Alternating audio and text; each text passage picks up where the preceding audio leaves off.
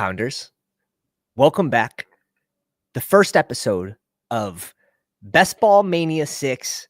Happy Best Ball Summer. Officially, what a crazy amount of contests they gave us on day one. I was not expecting that, and I wasn't really expecting to do any weekly winners. We could talk about that. I think it's an interesting contest to sneak into and just see what the landscape is there. We won't be doing any of that tonight. However, we snuck in a guest appearance, back-to-back streams. Eric, welcome to the live stream. Thanks for having me. I'm glad to be back. Last night's episode was awesome. I hope everyone in the chat got to see that one go down last night, because I think that rankings video helped me out a lot as well. Yeah, we talked through over 200 players last night with Tyler, you, myself, Billy, and Cody, and we created a rankings, which is available on the Patreon. Extremely sharp. There are a few adjustments I'll be making tonight. One of them, we had Harvey 56 picks ahead of ADP. Turns out you got to be 100 if you want any. Yeah. Guess what?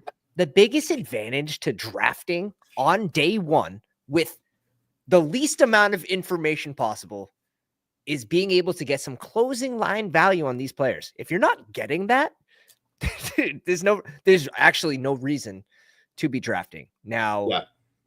Some rooms, it's just kind of luck of the draw. It's luck of the draw. Sometimes Harvey's going at 52. Some rooms he's going in the 90s.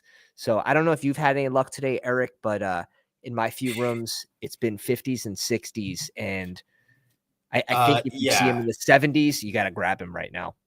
Yeah, I've seen him go the furthest is like the end of the 7th round, which is like the beginning of the 80s there. Me and DPR Tyler just did a stream. We're doing an eliminator draft. And he fell to pick 100, and we passed on him to take Justin Fields to try to push him around the turn. You guys are sick. You guys are actually sick. We decided just had to go for the super team. But that's the thing. Still, in the eliminator, like one of those pseudo other contests, like maybe not as many sharp people. That's why I kind of like, ooh, I see we. Well, that's why we did it. Yeah, that's why there was non-badges, but they weren't in the chat or anything. We're like, he might come back because the ADP has him so low that you might not see it. But yeah, exactly. Pulling up the contest, same exact advance rates as last year: 2 out of 12, 1 out of 13, 1 out of 16. You're going to be expected to make the finals in this contest like 1 in every 7.8 years or something. If you add some odds into that, 20, 30%, it doesn't get that much better, to be honest. But that's why you build for the playoff weeks, and that's why having the schedule sort of helps. But we'll talk about that, and we'll see what kind of sickos are going to be drafting with us tonight. We have plenty of them already in the chat. If you guys are just joining us, go down, slap the like on the live stream. This potentially will be a multi-draft stream if we get the requisite amount of likes. Drafting earlier today when BBM opened, when Overzet was online with 1,000 live listeners. Terrible idea. Terrible. Travis Hunter went at 38. Harvey went at 52. Now, I don't know. I don't mind that because I think those are both reaches. Like you're telling me Harvey goes that's kind of like I know. Yeah, that's kind of like I know ball, and you're probably right in the sense that those are where the prices will be, but you shouldn't have to pay. Yeah, you don't have to pay those yet. That's kind of the whole point. Exactly. So that is the advantage now. If you have multiple sharp people in the room, everyone's targeting those 10, 12, there's a 20. lot of sneaky guys though, as you go throughout the draft that are just like even just 10 to 15 pick closing line value easy. B-Rob, Pacheco, like Swift. I know all these running backs are just kind of scattered throughout the board. They're not like major smashes, but they're just small little values like everywhere at running back. Nick Bach taking Harvey at 43. You're an absolute savage. Is that before a Marion Hampton, bro? I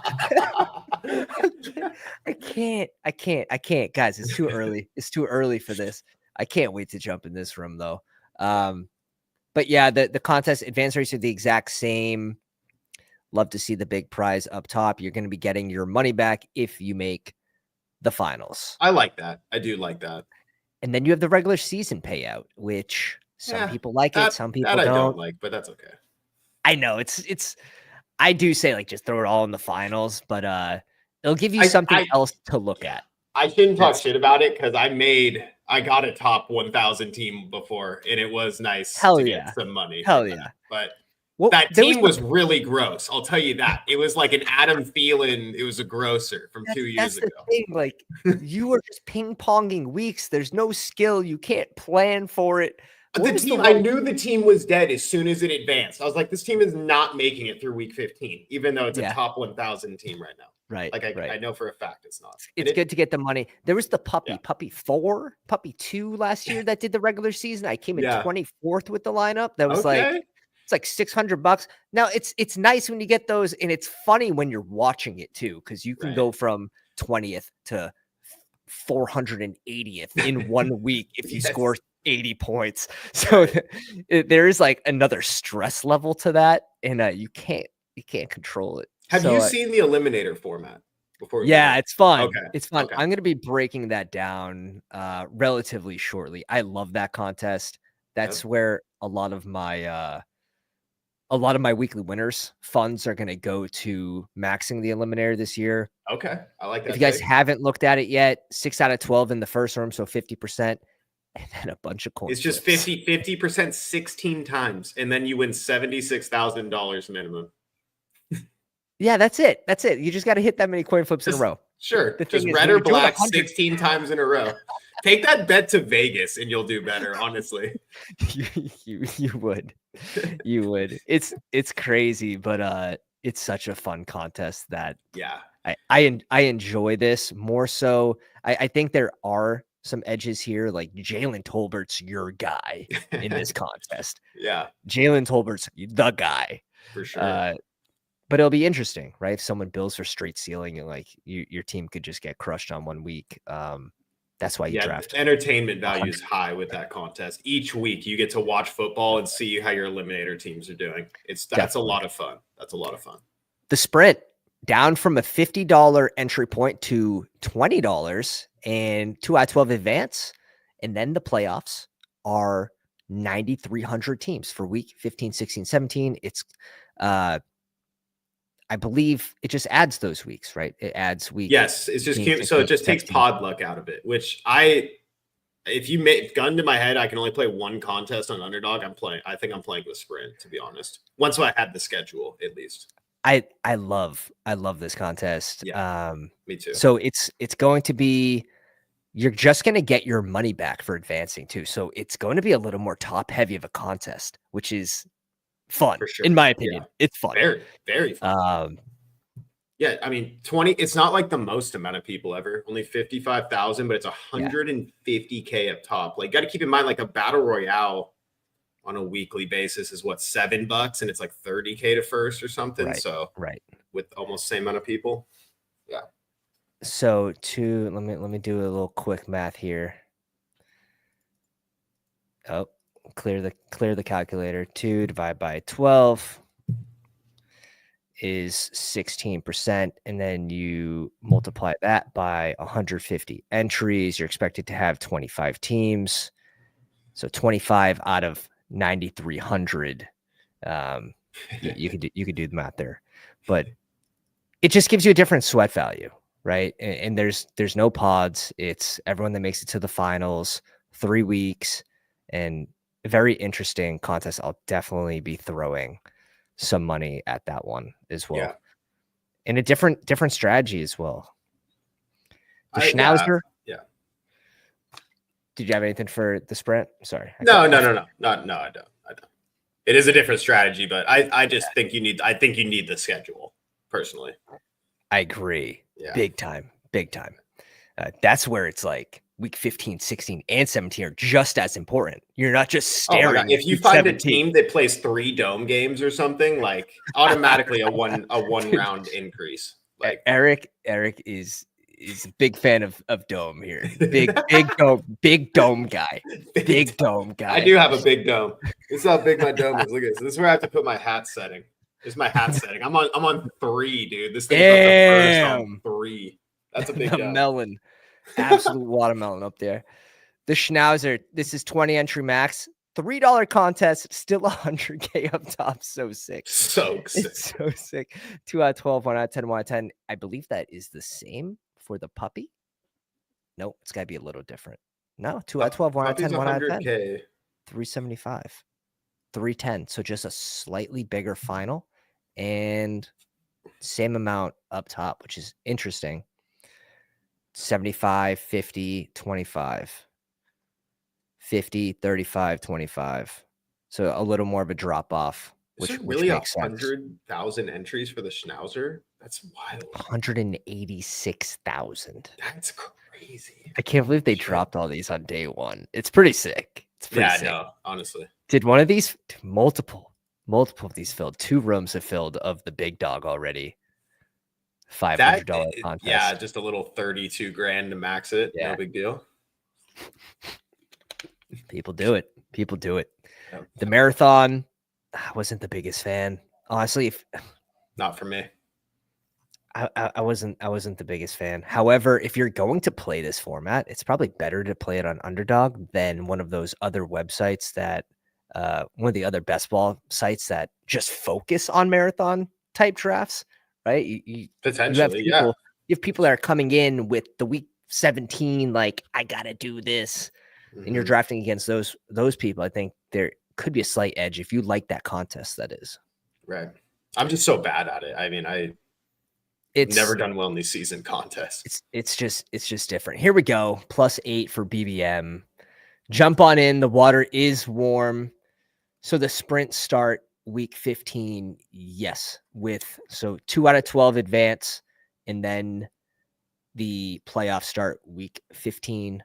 16, 17, add them up. There's your winner. It's basically like you're in a BBM pod, 1 out of 14, 2 out of 12 advance, and then you enter a marathon draft for weeks 15 through 17. It's a very fun format. A lot of people complain about pod luck too. You push a team through and it gets 190 points the semifinals, and a team scores 201 that week, just for no reason to eliminate you. It's the worst. So it's good to just get different contests, because now they're just appeasing to multiple people. It's like, really, everyone's happy today. I haven't seen one person that's like, it felt like Christmas. This one's too top heavy. Yeah, no, you got the big dog, you got the cheapo drafts, you got everything, dude. It's perfect. They crushed it. Crushed it. And the auto draft correction the update they did with the auto draft or whatever. Yes. That's pretty cool. So if you miss 2 picks, you automatically hit the plane, which what I don't know is that per room. If you're doing 3 drafts and you miss 1 pick in 2 drafts, are you sent on the plane in every room? Because that's how it used to run, where I think it should just be in each. If you miss 2 picks in one single room, I think that's when the plane should go on. I don't know if that's the way it is. If someone could clarify that, if you guys know. But if you have a player queued, that does not count as missing a pick. Right. Love it, though. 20-second drafts. You can rip a draft in 30 minutes, 2 drafts in an hour. It's a beautiful day. That's huge. And honestly, low key, that's big for content creators, man. Yeah, you can get through 2 drafts in under an hour and a half is so nice. Yeah. On top of 18 rounds, right? And that's true. It's crazy when you draft a big board and you make the switch directly to BBM, and it's like, holy shit, like my player pool is too deep right now. Yeah, right. It is. No, for sure. It's like Slayton doesn't go drafted like that. Yeah. I need that guy in the 19th to like my team. All right. We got interesting spot. I'm pretty much between these 2 in this spot. This guy might be on auto. I'm curious. He goes Genty. Yeah, Neighbors. Sounds great. Let's rip Neighbors. Are you discounting? And I don't think we really talked about this too much. Are you discounting Nico Collins with them adding Kirk and 2 rookies? Like, should we be slightly lower on Collins, or is it just kind of is what it is based on the range? I can see people taking Genty before him. Same. I can see that. Yeah. I can see if you want Genty, or if you want Bowers, or if you want CMC, I honestly don't blame you, because on the way back, you're still getting an AJ Brown at worst, a Ladd McConkey at worst. Like, it's not the end of the world at wide receiver. I love London or Bowers, either one. I've been enjoying going heavy wide receiver. I feel like it's really easy to find running backs late. It's really easy to find tight ends late, but I do love Bowers as well. All right, cool. Like an extra 5 seconds there. Dude, that's it. The influencer 5, the influencer plus 5 right there. Like, I love Bowers. He's not going anywhere, so don't worry. It's not like we're going to miss the ship on Bowers or something. But right now, the tight ends are crazy how cheap they are. Ferguson, Pitts, Goddard, Gesicki, Ertz, Freiermuth, Juwan Johnson. The Andrews hate. Everything. When does it stop? I got Hawkinson at like 106 today in one of my BBMs. I just, like, no one wants him. I don't get it. I'm like, so one thing you guys are going to notice is the onesie positions where people aren't as hungry at that position, right? People aren't drafting as many 3 QB teams. People aren't drafting as many 2 tight end teams. There's going to be a lot more available. That is going to make these middle round guides slide. And I was watching a lot of streams today, but someone said, I have to grab this guy. Like, this is a value. Those QBs are going to fall, though. Quarterbacks are falling like crazy. Just due to people focusing on stacks, especially sharper crowds doing BBM right now. This crowd, I see like 7 names in here that are probably drafting with us.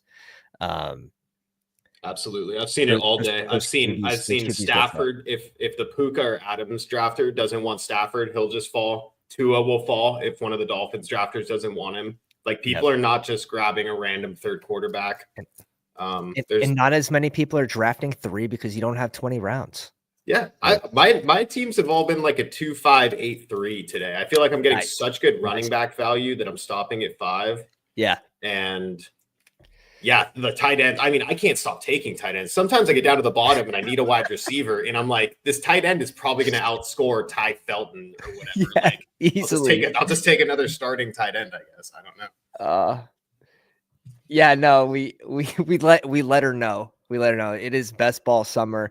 We are in the great graces right now with doing yard work, planting 10 shrubs, and finding out there is a 70-pound boulder below 7 of the 10 shrubs I want to plant. A lot of fun today. Had a lot of fun in the sun. Glad to be inside. Epic. Such a pain. So we'll see what great idea she has tomorrow. And wow. Bucky in the 3rd with Achane the 2nd with Jefferson is pretty sick. All right, boys. This is where we swallow our pride. I've been doing this all day. I mean, and then Brees might even fall, and then it's like, all right. If Brees is there, we're just going Brees or Josh Allen here. I don't mind that either. Yeah, the elite quarterbacks have been going in the 4th, all of them, not just Hurts and Daniels like before. It feels like almost all of them have been going in the 4th, if not later. Yeah, and there's only like 1, maybe 2 wide receivers that I would still consider here. Hampton, I've seen him go all over. This is the greatest debate of all time is, would you rather draft with people that know what they're doing or the badgeless that will give you some values, but will take your double stack? Badgeless. I'm going badgeless. Oh man, we're getting one of either these way. We're just rich. We're just getting one of these too, and we're very happy about it. Sounds great. Not going QB, especially when you start with neighbors. Like, I'm not too interested in going. Either one. I'm not going to target. Pick 39, Josh Allen. I know. It's fine. We're just going to advance this team. That's all. We're just going to advance this team. And when you take neighbors first, I kind of like that too, because I'm not too sold on like taking Dart with neighbors or anything like that yet. I kind of want to wait and see a little bit with that. So yeah, kind of nice. With the advantage that elite QB gives you now, Josh Allen should not be falling over half a round, because now you can very easily stop at 2 QBs. Other teams will have a little more difficulty catching up to your elite QB because they're not so easily able to draft 3 without being punished at another position. So elite QB, Josh Allen in the 4th round. There's the 4th round is made for elite quarterbacks and tier 2 running backs, basically. That's it. That's it. Yeah. Thanks for Brees. You're welcome. You're welcome. I have a couple Brees shares. So he falls what up, 42 CLN? with 3 receivers. Very clean. That's very, a very clean. fun start there. Yeah. We ranked this so perfectly, by the way. In all 4 of my drafts, Tet has either gone 1 pick before Worthy or directly after. We darted that one. I agree. I think, and I took him earlier at the 310 because it was a heavier wide receiver room. And I was like Tet or Worthy, and I was like, I'll take Tet, honestly. Like, yeah, I feel that way. Yeah, I feel that exact way. I'm sold. Top 10 wide receiver is huge. So JMO, DK, DJ Moore, Jacobs, Bijan taking a lot of the fallers, in my opinion. Well, JMO falls to 51 here. Yeah. Falling on the knife. Sometimes it works. We fell on the knife on Ollie Gordon this whole second half of the big board. Big board doesn't count. Big board doesn't count for anything. You don't even know what you're doing in there. You're just throwing darts. I mean, you're like, what if he is good from 2020? Dude, what if he is? I mean, we don't know. Like for all we know, Achane goes down and Ollie Gordon is like, the next coming of Adrian Peterson or something. Ben, careful with the wrench there, buddy. Careful with the wrench. Real slow turns. Happy best ball day, Pounders. Let's go. Okay, there is someone I'm kind of crossing my fingers for a little bit here that's still on the board. Because he probably needs to fall a little bit, but I think this is like where you take him. And it's now I'm interested. It's also a top 10 pick from last year. His name's Romo Dunze. You don't like it? No, we can. He fell to the range that I think is more than okay. 58. Yeah. I think all the Chicago pieces have to fall, but if you do that, 2 of them are going to hit. Just know, like 2 of them are going to hit. So if you're underweight on all of them, you're going to miss it on 2 of them. Exactly. And can't you see everyone overreacting and him falling? Yes. But then as summer goes on and we're like, Ben Johnson, Bears, Ben Johnson, Bears, Ben Johnson, Bears. And we're just going to slowly be like high upside, just take him like way earlier. I can already see it. Unless there's definitive like, Burden's, the guy or whatever, but it's still a top 10 pick from last year. Like it's a good value there at the end of the 5th. RV goes 1 pick after. Yeah, we're never getting him. I don't want him there. Not right now. There's too much shit that can go wrong in the summer for coach speak, whatever it might be. I just like Waddle here. Yeah. Or one of these. I think yeah. Like grab or I get the shiny new toy thing with Judkins, but I'll probably just Waddle. It's just like a known commodity to be good. It's a lot easier to build your teams having 4 receivers through 6 rounds too, especially, there's RB values. This room is sharp. It's going to be tough to get multiple of them. Totally. But if we get 1, we'll be happy. And when the board comes back to us too, there's not going to be many like veteran wide receivers you're going to like. It's going to be like, do we want to gamble on the Bukas now or whatever? Yeah. So. Yeah, much rather probably the combo of Waddle plus Aaron Jones versus Quinshon Judkins and Khalil Shakir. And Josh even though Downs. It's a stack. Yeah. Khalil Shakir I could be into with Josh for sure. I'm not there. I'm not there in best ball. If you tell me like it's the eliminator, like I'm down. I think he's too expensive in this format. That's fair. Yeah. It's not a strong take. It's just because we have Josh Allen. No, I agree, and that's when I'm willing to draft him. But without, I'll just completely fade. Yeah, because you're never going to get him then if you don't take him with your Josh Allen team. Exactly. Yeah, which is fair. Which is if you don't want him, it's fine. This, as you can see, I don't think he recorded a single 20-point game last year. No, he probably and didn't. I'm not confident that he will record a single 20. I'm going to go 22 point. I'm going to go 22. Yeah, I mean, I like the value of Kincaid more. Like Kincaid becomes like one of my favorite Josh Allen stacks if I take Josh. Yeah. I feel that. I probably need more Kincaid in my life. Just in that range. It's pretty. I mean, he was a first round pick 2 years ago. We've seen how long tight ends take before. I don't know. It's just it's a good offense. It's a first round pick. I leave the light on for the tight ends just a little bit longer. And he hasn't been necessarily like bad. He had a bad drop in the playoffs, of course, but it's funny that we do give these guys pretty long leashes though. You think about Kyle Pitts and people are like, what if he could do the 1,000 I'm yard still thing doing again? that this year. I mean, 14th round. I'm like, dude, he might be our guy because we might be going Penix with this and sure, get a little double stack there with London. So it's on the menu. Totally. I'm in. 4 wide receivers through 6. On Real Time doesn't like it. He goes, this is a new age. You must draft 4 RBs through 6. That's what On Real Time wanted there. And there's Najee at pick 76. Yeah, thank you very much. Away from me. See, I called it. I'm like, this guy's just falling on the sword. Oh, there goes Judkins. Almost made it to us. Oh, that would have been crazy. That would have been crazy for us. Yeah, that'd be crazy for us.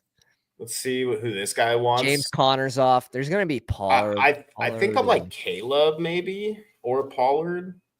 Caleb, we can wait. We already have Josh Allen. Okay, I'm fine with there goes Caleb. Okay.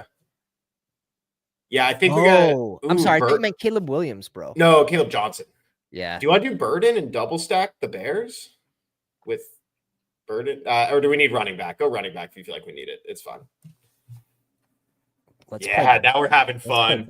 We're having fun, baby. Yeah, Caleb, Luther. The only problem is we're not going to grab the QB. We're taking Caleb right here. Yeah, we are. This is sick. Yeah, we are. This is sick. Oh, we're back to our old ways. I got the private chat going. This is what we need on this one. Yeah, let me just queue up these guys by the way. Don't queue them, but like there's a lot of values coming in this middle section. I mean, all right, that I'm in love with at least. We're back. If Chase Brown's the guy, all sins have been forgiven for the big board here. He is our horse. Oh shit! Such a good pick. You know, the only thing I regret is not drafting him the last quarter of the contest when he was falling. That's the only thing I regret. I don't regret fading him. I think my purpose for fading him is more than reasonable. And with the top that they were bringing in, 4 of the top RBs that weren't Genty. I was scared. There were signs, and there's a reason why he fell too. Yeah. Just the how bad the defense was last year was just it had to change. What's going on? Loveland in the private chat? Loveland in the private chat, yeah. But yes, actually, let's keep Loveland in mind for sure. Yes. Loveland, the guy, dude, I've seen Warren go at 110 in my BBMs, and Loveland's still going at 120. People are thinking Chicago's crowded. I'm thinking Chicago's really fun. If you can project Caleb for like 4,500 yards, that's why I say like 2 of these guys are going to hit at receiver. Like tight end, there's people worried that he still has to beat out Komet. The fuck? He's picked 10. Yeah. He's picked 10. They wouldn't take him there if he's not going to impact offensively for Chicago. I have zero worries about Loveland getting involved. And he's got great hands. He's good. Real nice hands. Real soft hands. Nice soft hands.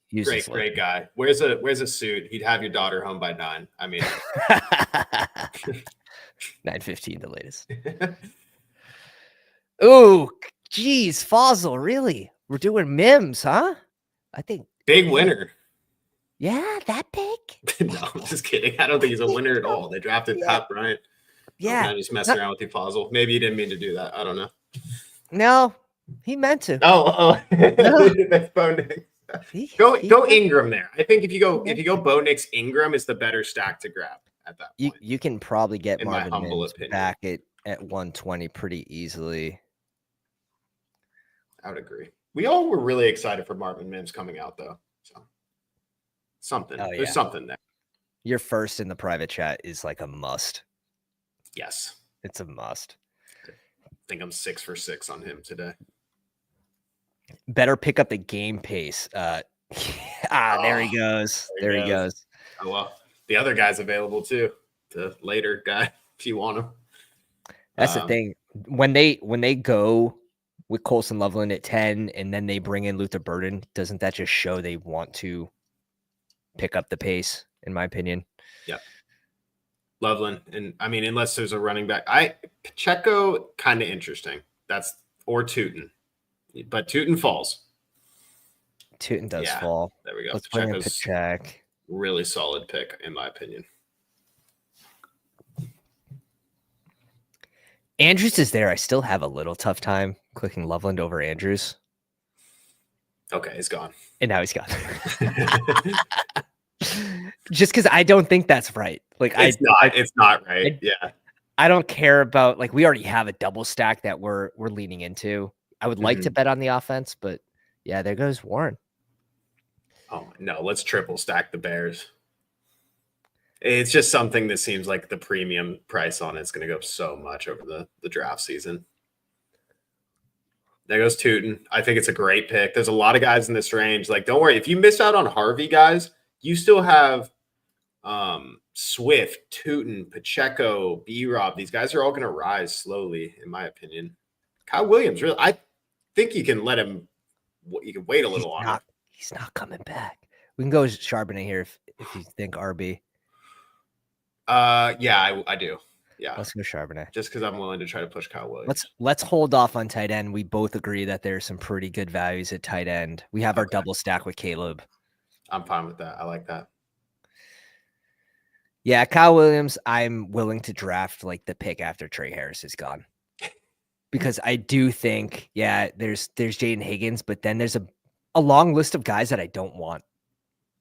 I get that. Down to like Besh, I guess, is kind of interesting. But yeah, you're not wrong. But this is why having 4 through 6 and then taking shots on these RBs is. Oh my God, there's so many good running backs right here. It's beautiful, really. And then pushing tight ends, just like you said, you can take 3 starting tight ends with your last 3 picks if you want. It's not that crazy. Dude, the name here is crazy.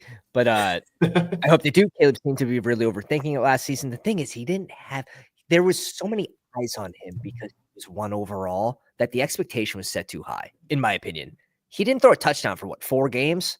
So he actually did okay for his rookie season with, his best receiver or his favorite receiver being Keenan Allen. They only add to this offense. So in my opinion, he gets a pretty sizable bump here. Right. Yeah, I mean, we could be completely wrong about the sorry, I think I'm thinking about Pacheco right now because I read Jim's comment. But we could be wrong on the Pacheco, but could also be very right. That's the thing. I don't want to be under 8% by we get the news that like, oh yeah, no, this is it. And like Pacheco's our guy. Cause then he's going to jump 20 picks. The Chiefs don't strike me as a team that would randomly just like sign J.K. Dobbins like in the middle of May. Like that just doesn't strike me as a. Why would you jinx that? Why would you say that out loud? If that happens, I mean, bless your heart. I don't know. Time to take Bless J.K. Dobbins' heart, bro. He's in like the 170s. I thought you took a bag of him, didn't you? You had a bunch of them. Look at you. I got 9.8. Yeah, that'd be the best day of your life. That'd be the best day. Oh shit! No, the best day of my life was when I realized Harvey was my RB1. That was honestly so lucky, and he's an older back too, so the impact should be there year 1. I'd agree. The way Sean Payton is raving about him too, and also they have no one. Like they have no one. Yeah. They didn't draft multiple running backs in this class. It's just Harvey, and it's Estime and whatever Jaleel McLaughlin is. But yeah. It's Coleman. Yeah, here. Coleman or Kincaid. Coleman. Yeah. I mean, I guess we can do both. I kind of like both. That could be all of our bills that we take. But we sort of need RB in this range. Oh, too. I know. I hear you. This is a conversation. I would like to not draft Stevenson if possible. I want to see where his final price is. Yeah, Javante's the starting running back for Dallas, so he's probably the pick over Stevenson. I mean, at the current time, he is. Biff, are we just faking you out? Who knows? You gotta be careful. These streets are not safe. I know. I'm kind of like outs. Kincaid over these guys potentially. Because we got three starters. We're coming back at 154 and 159er, and we're looking at a group. We're looking at some handcuffs, yeah. We're looking at some guys. It's pretty gross. But if you just got to tell yourself that Pacheco's the starter, because then if you have the Bengals starter and you have the Chiefs starter, you're still in pretty good shape. However, there's so many tight ends later. I don't blame you. There's so many tight ends later. Let's take the upside bet that honestly, I do think that Javonte rises higher than 135. So I think you're actually getting some closing line value there. For sure. Yeah. There's so many people wish casting negativity against Javonte. And like, I don't blame them. It's just like either do I. It kind of feels like the Rico Dowdle thing last, but at least they added a rookie this time. Like they took a Jaden Blue. So there's a little bit of optimism. Last time it was like Hunter Lepke and Deuce Vaughn were the Rico Dowdle, way to get out of Rico Dowdle. But that's it. Jaden Blue's got a chance, maybe. I mean, Schottenheimer said, he really excited about these are his words, not mine. Really excited about Javonte Williams. I love his short area quickness and the power he runs with. He's also really good in pass protection. Hey, let's see what Javonte Williams can do. All right, let's see what we can do. I was a Javonte Williams apologist last year. I took a lot of him on the Broncos. Oof. I don't think the Broncos were the right fit for him the whole time. Not with Sean Payton, at least. Let's give Javonte Williams all the work and see what the guy can do. I think that's why I'm so willing to draft him, is because I faded him last year. Yeah, and then he gets the landing spot. So I'm coming into it like unbiased. I'm like, wow, this is a really good situation for this guy. Like he had that one game last year. He scored, but he didn't hurt me. Yeah, right. You gotta. He didn't hurt just my don't feeling. Don't read the name. Just think Cowboys starter. Cowboys RP1 in April. April. Kincaid goes at 147. A little slide here. It's an amazing price. What is that? The tight end, 12 off the board, and the draft's almost done. It's pretty wild. Now you make me want to count 1, 2, 3, 4, 5, 6, 7, 8, 9, 10, 11, 12, 13, 14. You're close. Yeah, tight end 14, and we're most of the way done with this draft. There's only been 14 tight ends taken through 13 rounds. It's pretty funny. Yeah, Nightmare saying he likes the back end of the draft, and he's gotten 1 through 7, 13 out of 15 times. I have been enjoying the backside buckets, being able to get the elite QB, the fall on Chase Brown. Yep. And you still get one of the London Bowers Genty, kind of thing going on. We're on the clock here. Probably Ray Davis. Yeah, Ray Day all day. Especially with the negative FUD about James Cook. And does he hold out? Does he not? Though one thing I'll say about that is they didn't touch at the position in the draft. So the Bills sort of backed themselves into a situation where looks like they might have to extend. Yeah, I think they will, but I just want the Bills handcuff. James Cook's smaller back. He might get hurt. He's also not been practicing. Someone's got to stop making me click blue. Ben, when you click blue every time, just think of when you're clicking fan in every single time, and just try to just be a little bit. You might be wrong. You got to always keep in mind that you might be wrong. Just think of someone fumbling the ball every time, and you'll stop clicking. It's Goddard. It's not even close. I mean, this is our tight end 1 at 159. Dallas Goddard. It feels too easy right now. That's crazy. He's not. I don't know. They didn't add anyone on offense. Didn't add anyone. Jahan Dotson survived. Yeah, Goddard falls another 12 picks. Hasn't been traded yet. I think I'm in. Yeah, that's not a hard decision for me. But again, does that have something to do with those onesie positions? Well, tight end here. Tucker Kraft fell to 139. Kincaid falls to 147. People are planning that they only have to take 2 when they're stacking up at RB receiver. Yeah, I'd agree. That's a great point. So good thing we wouldn't have got Penix here at 130. Yeah, where we would have selected him. Good thing we went the Caleb route. I think it's really fun, honestly. And then stopping at 2 quarterbacks, I think. Correct me if I'm wrong, but isn't the data say that 3 quarterbacks better for advancing and better in the playoffs? Like just overall, 3 quarterbacks typically better. Yeah. So yeah. But if you're not going to do 3 quarterbacks, let's take Josh Allen and Caleb Williams. Sounds pretty fun. Very, very, very strong. We're probably looking at probably 2, 6, 7, 3, or no 2, 6, 8, 3. Is that what it is? No. We're probably stopping at 7 receivers with this start. And we're going to probably use the extra pick on the back end at running back, I'd say. 3 tight ends. We could look at it. With 2, I don't think we're going to be happy. So, yeah, I like that. And then, like I said, or I might have said this back, or maybe I said on the stream, I don't even remember. But there's literally you're going to be looking at starting tight ends or your 8th wide receiver option, and just be like, this tight end projects for probably better spike weeks than you do, buddy. Honestly. So I would have loved to Ollie Gordon click. Really? Yeah, I really do think that he's a sneaky option to have the goal line situation there in Miami. Okay. If that's the case, there's a lot of upside there, as we saw with Raheem Mostert. Okay. Yeah, no, I mean, I respect that sentiment for sure. So what do you do with Jalen Wright? Because ETR ranks, I'm pretty sure have him pretty high. That's fine. And that's why I like to subscribe to the ranks, but I never use them. I'm not saying I stick by them, but I think they have a reason for that. And I'm wondering. I like to look at them. It's just you gotta trust your eyes sometimes. Trust the old eyes. Fair.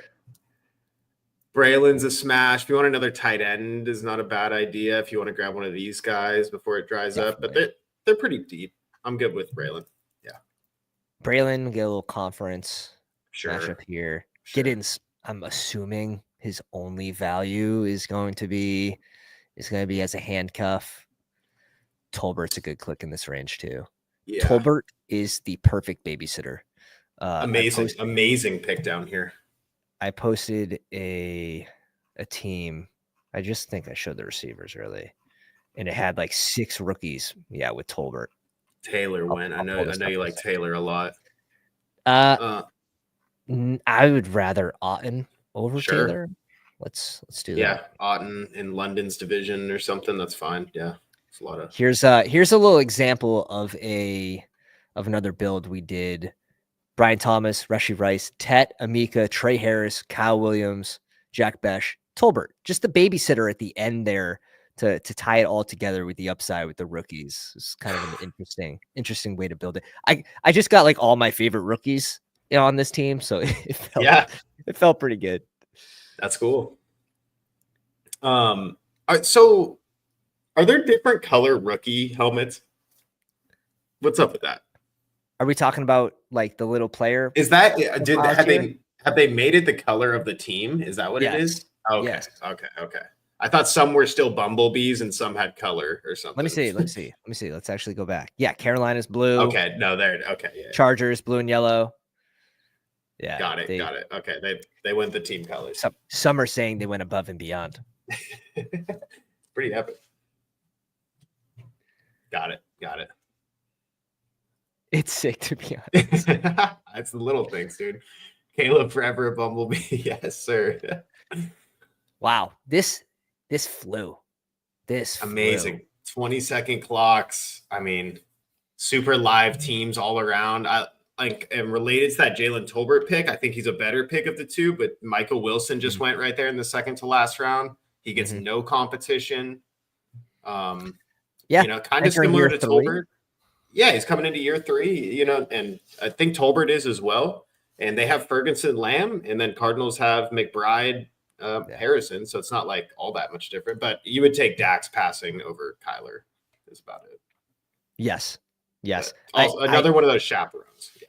I agree. I wasn't clicking them in the big board because I thought they would touch at the position, but Michael Wilson probably wheels up in round 17, 18 for sure. If you guys want to see another draft after this, we have 74 watching on the YouTube machine. We have plenty watching that can get us there on the Twitter. Make sure you go down and drop a like if you want to see another draft from the boys. Ferguson. Do we need a 7th running back? I think we need a 3rd tight end and another receiver. Woo! Woo! But I do like Roshan. Okay. I was like, what do I have my rank set at? Is it at 2 tight ends and 3? Because that one definitely timed out. Yeah, and then our last pick here. We need a wide receiver. We need to get our 7th. Oh, we had Braylon Allen. Yeah. So you can go a lot of different directions with this. I don't think there's any backstacks with our quarterbacks, but yeah, one of these rookies, maybe a divisional thing. Even Troy Franklin's fine. Yep. Franklin versus Bryant. I don't know how to go about that one. Yeah, that's tricky. It's going to be interesting because Coach Speak's going to make these guys. How many rookies do we have on this team? Tyler Lockett. Just Burton. Okay, yeah, let's definitely take a rookie. Or Franklin if you want. I'm fine with the year 2 breakout. But I like all of these guys the same right now. Bryant's one of the more interesting ones to me. But let's go, Bryant. Yeah. Cool. A well-balanced team. And that's the thing.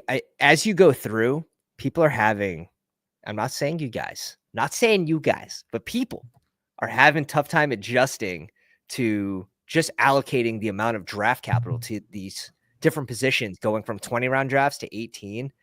And you're really seeing, if you go through teams afterwards, you're like, oh, wow, like they're dead just by looking at their running backs and tight ends or running backs and QBs. It's like they have 2 elite QBs. And I think we did a pretty good job for going 2 QBs within the top 7 picks. Yeah. Not my favorite way to strategize a team, but give what the room is or take what the room is given to you. And we took a nice Bears double stack, like at premium ADPs, in my opinion. That's it. We still get a Buffalo stack. We have some conference matchups as well with Miami, Allen, Jets, Waddle. Yeah, that was nice. That was nice. All right, I believe we got to the number here. Let's get to 50, boys. 4 more likes, and whatever you guys want to see, really. Best Ball Mania Eliminator. Yeah, whatever you guys want to see. I'm down to draft tonight. I could even do a puppy if that tickles. Puppy's kind of fun because you can play it like I'm not going to max the puppy by any means, but you can get your little silver bullet, I know better than you ADP team in there nice and early. Is always kind of fun. Sus, appreciate you, dude. Head of the Pounders PR team officially now. Let's go, Sus. Big upgrade. I think it's going to be a puppy. I think the boys. I vote puppy or Chanel. Jumping in 20-second room +3. If you guys haven't already, go down, drop a sub. We're on the road to 3K, as well as drop a sub for Best Ball Guy. He's also live on his YouTube machine. Yeah, if you don't know who this guy is, go drop a sub. Everything's linked below. Who is this guy? Who am I? Who's this hat wearing dude? I'm a mystery. I gotta add you in the description. I just noticed. Here we go. You're good. 103, hardest spot to draft from. Really? Not really. I mean, you get. If you don't get JJ, I could see it kind of sucking. Yeah, because do you take the running back or do you just take Lamb? And you probably just take Lamb. Let's go, Tony, in at 6. Attaboy. Here we go. Save that. Light work. And if you guys are curious what you're looking at here with the percents, the money, bestballoverlay.com, the biggest edge in best ball. Promo code Pounders. It's going to make sure that you know what your exposures look like in every single contest. You can set it to all tournaments or individual, which is very important for me. I want to know what just my Best Ball Mania exposures look like without any other contests involved. And then puppies, I'll just set them to all. Jared in the house. What's up, baby? The 3-4 turn is so good. Also, make sure you go set your positional limits for each new contest. Wow. Tony's in the house at the 6 spot. Fossil back at 12. There. Are you okay? I thought we're on the podcast last night. Were we saying CD over Justin Jefferson? Hell no. Oh, okay. That's what Cody was saying. Okay, I forgot who was saying it. It was one of you guys. The problem I have with that is Dallas could just be a dumpster fire again. Like, I want to be ahead of ADP on Lamb at the cost of a running back. Okay, which is that Bijan? Is it Gibbs? I don't want it to be too crazy. I just want to be a little ahead because I think it's easier to build with like a Lamb JT start is a lot better looking than Gibbs plus Ladd. You know, if AJ Brown falls to you, yeah, you're cooking. You're right. That's best case scenario. If London falls to you, now you got something special. No, you're not wrong. You're not wrong. Man, it's gonna be a fun year. Can't wait. Just can't wait. Will I max it right away? That's a good question. I'll probably max it sometime after the first updated ADPs. I'm gonna then send my update. We'll probably get it tomorrow. These ADPs to adjust. I'm gonna send out a new CSV update, and then I'll probably max it shortly thereafter, just off ranks. I like to do that for the small money contests. Yeah, I think I'll probably be maxing the Schnauzer pretty quickly, just because I think we're gonna just be doing Schnauzers like on the stream at the moment until I get the schedule release and stuff. Then we'll start running some BBMs and all that stuff. And I'd like to talk to you about that. Like, what's your plan for Best Ball Mania? How many drafts do you want in there before the schedule releases? My plan is to do 5 today and then just stop and try to just kind of contain myself. That's and then and I'm gonna just try to stream. Like, when I stream, I will be doing Schnauzers, I think, and I think getting some sprint down as well, nice and early, if I can fill the rooms, would be good for me as well. That's I'm down to fill some sprint rooms for sure. Yeah, I'll post about that on Twitter, even if I'm not live. Just like when I want to do a draft, I don't want to use all my BBMs too early. But I would love to get some sprints going, even though I don't have the schedule. It's still good late round backs. I could go. I could after our 2 picks. Trey McBride. Yeah. Let's keep it simple. Let's keep it simple. And then there's going to be a tight end available on the 18th. We did a show yesterday that ran just under 3 hours. We went through the top 200 player rankings. We ranked every single player, and we gave everyone that should have an ADP, we gave them all ADPs and dragged them up to at least the 18th round or just after 232. So, or whatever the new number is with 18 rounds, 216. Those ranks are available. Link is in the description. Oh, this just got to be T. Higgs, right? Yes. This just got to be T. Higgs. This is a super team. So I'll show you what I mean. And it's very beneficial to have rankings up because you could just dance between the two. Very easy. And these are just ADPs right now are just the big board ADPs. This is not market. This is just the big board with pre-NFL draft ADPs. So they also only ranked, what you should know is they only ranked 216 players. After that, it's a spread. Some of these great rookies, like great rookie landing spots, are at like 596. They're buried. So to have ranks up is very beneficial. What we did is we went and dragged all of those players that should have ADPs up to an appropriate range. But my God, there's a lot of guys down there. There's a lot of guys down there. There's Roshan Johnson, Marshawn Lloyd, Will Shipley, some of the rookies. Like, I mean, there's endless. Woody Marks, Trevor Etienne, if he gets enough, I would wait on that against Rico. But if he gets enough positive coach speak, Jordan James in San Fran, Lloyd, these guys don't have ADPs. Tosh Brooks would be interesting.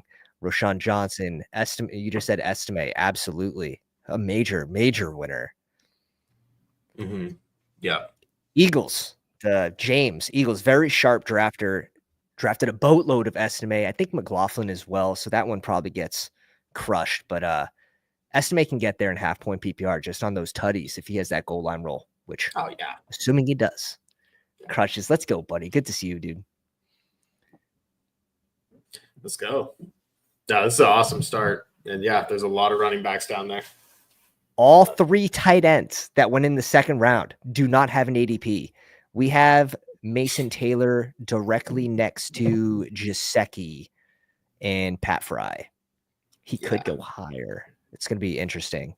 Right. It's going to be an interesting one. The Jets really don't add too many pass catchers. Crutches, no, you have not. 25? Dude, the guy's a savage. No, I fully believe it. I believe you. Crutches is savage. God. Crutches is a savage. Impressive work, my friend. Crutches, impressive. Bro. You're in the lead, man. You're in the lead. Yeah. They should give away like a couple grand to whoever finishes all 150 first. No, I'll just auto it. I'll just auto all 150. Imagine that you auto all 150 and then you come in second or some shit. Dude, yeah. Huh? 2 at a time plus 3 DK drafts. Holy fuck. This guy's got 5 monitors just ready. Okay. Oh, baby. Yeah. Oh. You just saw that. Either one. You. I don't even care. You. I just whatever.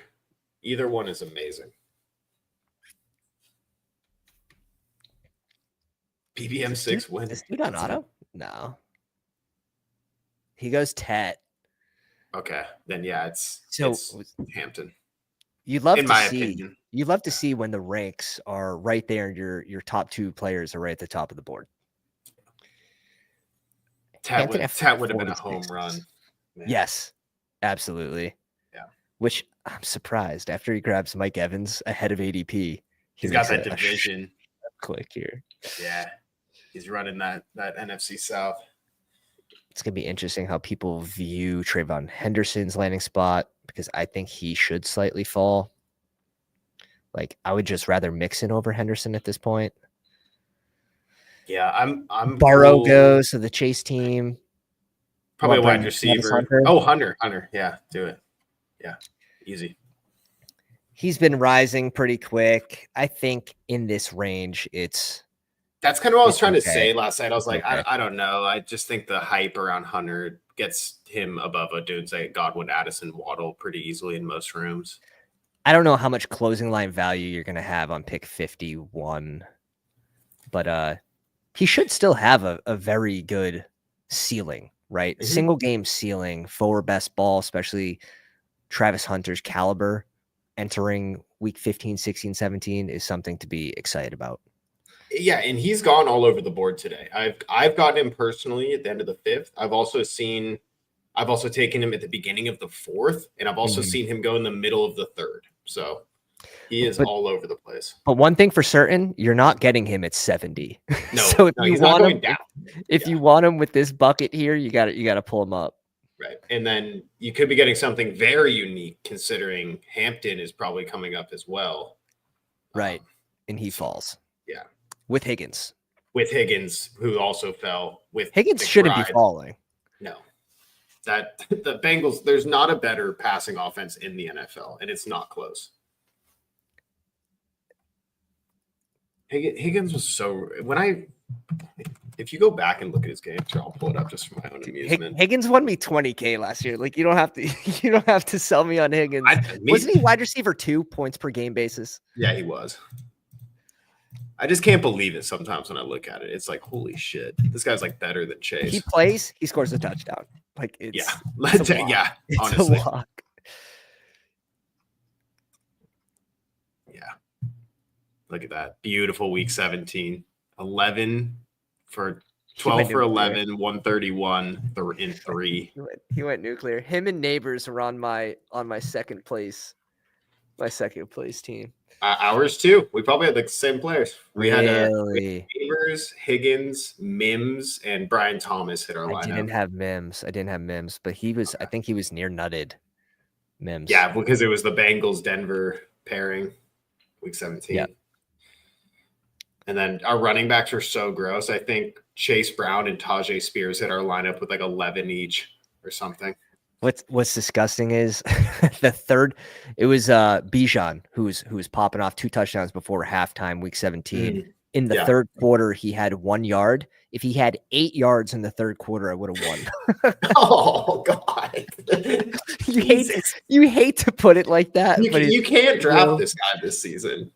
Dude, he ran so hot in the first half that I deserved 10K. I deserved the third quarter. No, pain. You deserve to win. Bijan's a hater. He's a lock for like 350 touches this year, Bijan. No, he is. Crossface, what's up, baby? Debo, right. I'm now willing to select him at ADP. No way Alvin Kamara should be falling this far. Judkins. Dude, yeah, Judkins. Yeah. I was going to bring up an ADP kind of thing. You might be able to do like a Monty and then push Judkins if you want, but it doesn't matter. We got names in the private chat. Okay. Sure. It's fine. I'm not even been really that sold on him this year, but you have gotten me into taking him. I keep taking him today for some reason because of probably our ranks. We ranked him up there, and I'm like, okay, I guess he's good. Let's go. I just snuck that one up there. Yeah, that's fine. It's Stephon. It's Stephon, dude. It pick does 75. feel good. Yeah, it feels you get good. Positive news. You're going. Let me rephrase. You're going to get positive news, and he's going to fly up the board. It's just what's going to happen. Beautiful team. Hunter, Judkins, Hampton. You're just having too much fun. Yeah, that's why I subscribe to Dog Pound. I mean, you're getting Bears double stacks. You're getting Bears premium doubles. You're getting all rookie just hammers round 1 guys. Let's go. Only in the collab drafts. That's all I can promise. Yeah. Well, once Cody comes on, then we're taking Josh Palmer and all kinds of stuff. I'm just kidding. Love you, Cody. Dude, Palmer, that was a fun conversation. He's a completely fine pick, honestly. He's like pick 170. Range. He's completely fine. He liked him too much, though. It just threw us off a little bit. Yeah. It threw us off a little bit. Yeah. Jaden Reed hasn't fallen as much as he probably needs to. I've noticed throughout the day. Agreed. Does Golden help him though? Like if Golden can stretch the field, and we know like Reed's gonna play this 60 to 75% snaps, does it make those snaps more efficient because you have someone that can spread the field? That is one thing that I guess we're just gonna have to wait and find out. I also hope that Dobbs gets moved. I'm sort of planning on it, and this is one of my things where it's like there was bad blood there with Dobbs last year. We could have went Harvey here at 70. That was probably the play. Oh God, I felt like we were missing something. That's all right. But yeah, I just completely lost it. That was it should have been Harvey. Yeah, well, okay, when you said I'm typing a name in the chat, I was like, ooh, Caleb Johnson, here we go. And then I read it, I'm like, Diggs. I'm like, oh, all right. I gotta adjust the ranks, which sucks, but like I probably put him here at 70. Yeah, I think Harvey in the 6th round. It's you want closing line value on the guy without assuming too much risk. Right. I agree. There it is. Shame. Ring the bell. Yeah, right. Admit my mistakes. Hey, this is how you get better. Yeah, wait for the pay and smoke screens. I do think you're going to get better prices. Now, 80, that's a lock. Mm-hmm. All right. Well, this looks fun. We need quarterback. We got quarterbacks coming down to us. None of them are really. Maybe Kyler Oh, is he gone? Oh, he's gone. Never mind. Yeah, interesting. Probably another running back. I agree. Yeah. I don't mind either of those guys on the board I don't. here. Yeah, I completely agree. I think Swift is the more adult one for the room, probably, right? Because we have 2 rookies. Maybe you need a guy who's starting in the beginning of the year. I don't really mind these 2, but yeah, I agree. That makes sense. Maybe it's not much of a take, but now Hampton, I'm not too worried about his role. If we want to go wide receiver here, I'm fine. I'm very comfortable with Darnell Mooney after they don't add anyone on the Falcons. Yeah, there does seem to be a little tier break there, huh? Where it's just like exactly. They need to Trey Harris and Kyle Williams, but their ADPs are actually pretty far down, so I don't want to like take them here quite yet. Even though they're probably dry at the position. Yeah. Jaden Higgins is the next one I'd probably pull up, and then after that, honestly, I'm probably at Kyle Williams, Trey Harris, realistically, if you made me. Yeah, Crutcher says 1-2 shares maybe in the 80s, and I think that's smart because it still gives you the chance to get some closing line value on Harvey if he gets the positive coach speak all the way through the summer with no FUD of, oh, Estimate is going to be our goal line back. It's like, okay, now he just fell. He just fell 2 rounds in that draft after that drops.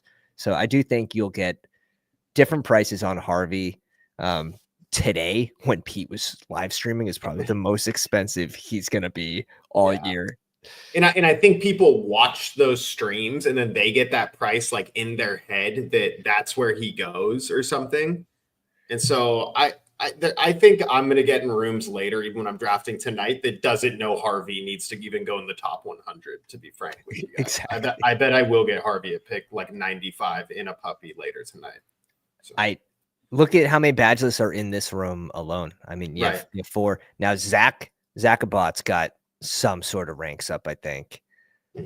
Harvey at 80, so he's 75 picks ahead. Where he just knows a little bit of ball, and that helps too. Yeah. Kyler stack with Marv at 32 is really nice too. That guy's building a good team. Marv should probably be a slight riser. It's just we have like Chase Brown ahead of him. We have other players who kind of pushed him back a little bit, but he doesn't really deserve to fall. There's a big tier break somewhere in there, and it's like, do Worthy and Tet belong up with Marv and Adams into Garrett Wilson in them? And then is it cut off, and then Devonta Smith is the next, like in the next tier? But it feels like there's a gap there because it feels like there's a gap somewhere in there. I don't know where it is, but I just know when I feel the gap, I typically just go elite quarterback or a running back. Yes, and I'm talking about feeling gaps. You guys want to talk more about feeling some gaps? Tune into Typal Tower every Thursday. I'll be talking about some gap play. There's no way I'm taking that out of context and posting it to Twitter later. There's no chance, right? Go. Right? Hey, all publicity is good publicity. That's what Tyler thinks, but I saw that video earlier and it's not true, dude. It's not true. Shit. 2 birds, 1 stone. Here we go. Yeah, we're Drake May. Let's sure. That sounds good. We got a decent amount of options. We have Penix, we have Trevor Lawrence, JJ, right? JJ McCarthy. JJ with JJ, of course. That's always a very viable option. T-Law, got options. T-Law's fun because it opens up Strange, but also what we could do if he's still there is take Tootin. Damn it. I've been doing so much Travis Hunter, Tootin, sack. Kyle Williams. Yes, even better, actually. I love that. That feels good. Let's go. Double stack May, baby. I've been trying to do this all day. Haven't landed it yet, so good job. Yeah, this is okay. This is okay. All the drafts feel good because I just feel like we're not like taking any bad picks in a way because of the rankings video last night. Honestly, like it helped. That's it. Yeah, and those ranks are available. Link is in the description of the video. Any tier of the Patreon, you get the ranks. I usually update them at least once a week. This week, it'll be several times. When there's extreme player news, I'll update them as well. Very good about updating them. I will say here is a pivotal spot in the draft where if you don't get a correlated QB back to you at 142, you're looking at some guys. You're looking at some guys, and you're stretching a stack. Yeah. The one that I've kind of fallen to a few times is Besh Gino last second. Actually kind of works. Yes. It's pretty gross, but I have one. I know. It's gross. Yeah, it's pretty gross. That maybe Leggett plus and Bryce. Who's the backup running back for the Raiders? Because I do want to draft the backup. Which Mostert? I guess I'm going Mostert. Or Sincere McCormick. I want it to be McCormick more because that just seems more fun because he seemed kind of good. But I don't know. It's probably Mostert. Maybe I don't want the backup at all. I honestly have to delete so many names from my memory to make room for new information here. I think that's McCormick's college profile, Pat. No, yeah, exactly. Let me just spit that. 135 on Cam Ward here. I'm guessing it's unnecessary. I was talking to someone earlier about, they were kind of like, oh, who do we stack with Ward and stuff? I was like, I just don't see the need to be like, the Titans offense is, is right. Hopefully. 8 spot's cooking right now. Absolutely cooking. He's got the Nico, Christian Kirk, which I think is not the great price, but Stroud at 137. We got Trevor. Let's go. That's huge. Yeah, we just ate. We just ate a little 10 pick drop.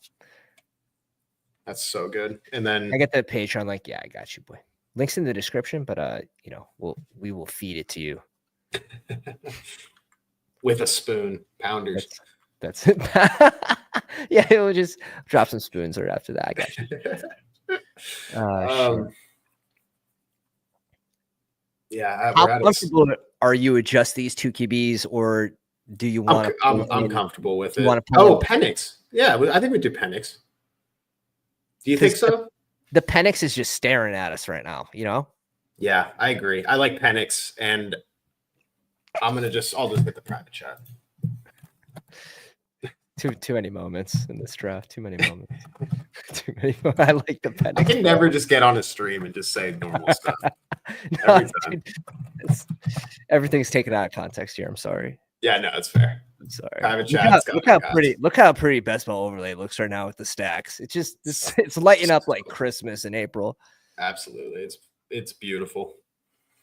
By the way, website is it's still underway. We're probably 48 hours out, but can't wait. It's gonna be insane. I like those names. Yes, those are names that. Yes, I agree with. Okay, it's crazy. Those are 14th round picks, which is wild. You're gonna see some adjustments. I really like our 3 middle round QBs, especially for advance rates in the playoffs, getting different spike weeks. Absolutely. Yeah, I agree. I've been doing a little bit more 2 QB, like kind of dipping into that like second tier of guys, the Baker, Caleb, Kyler tier, and then taking just one more. But I think I like going 3 later quarterbacks a little bit better when I have the stacks, But that's it. It's always stack dependent. Can you stop at Drake May and Trevor Lawrence? Absolutely. It's what does you don't need to force another quarterback just to get a stack later down the line. Absolutely. Exactly. Penix just fit at past ADP with Mooney. Absolutely. Yeah. This is a puppy. Why, you just want to look at how much we won? Yeah, it's a 100K team. Let's go. All right, sweet. Dylan, appreciate you, bro. Welcome to the Pounders Patreon. Let's go. Penix. Yeah, no, that's it's always fun when you can turn $5 into 100K. The dream's alive. And absolutely.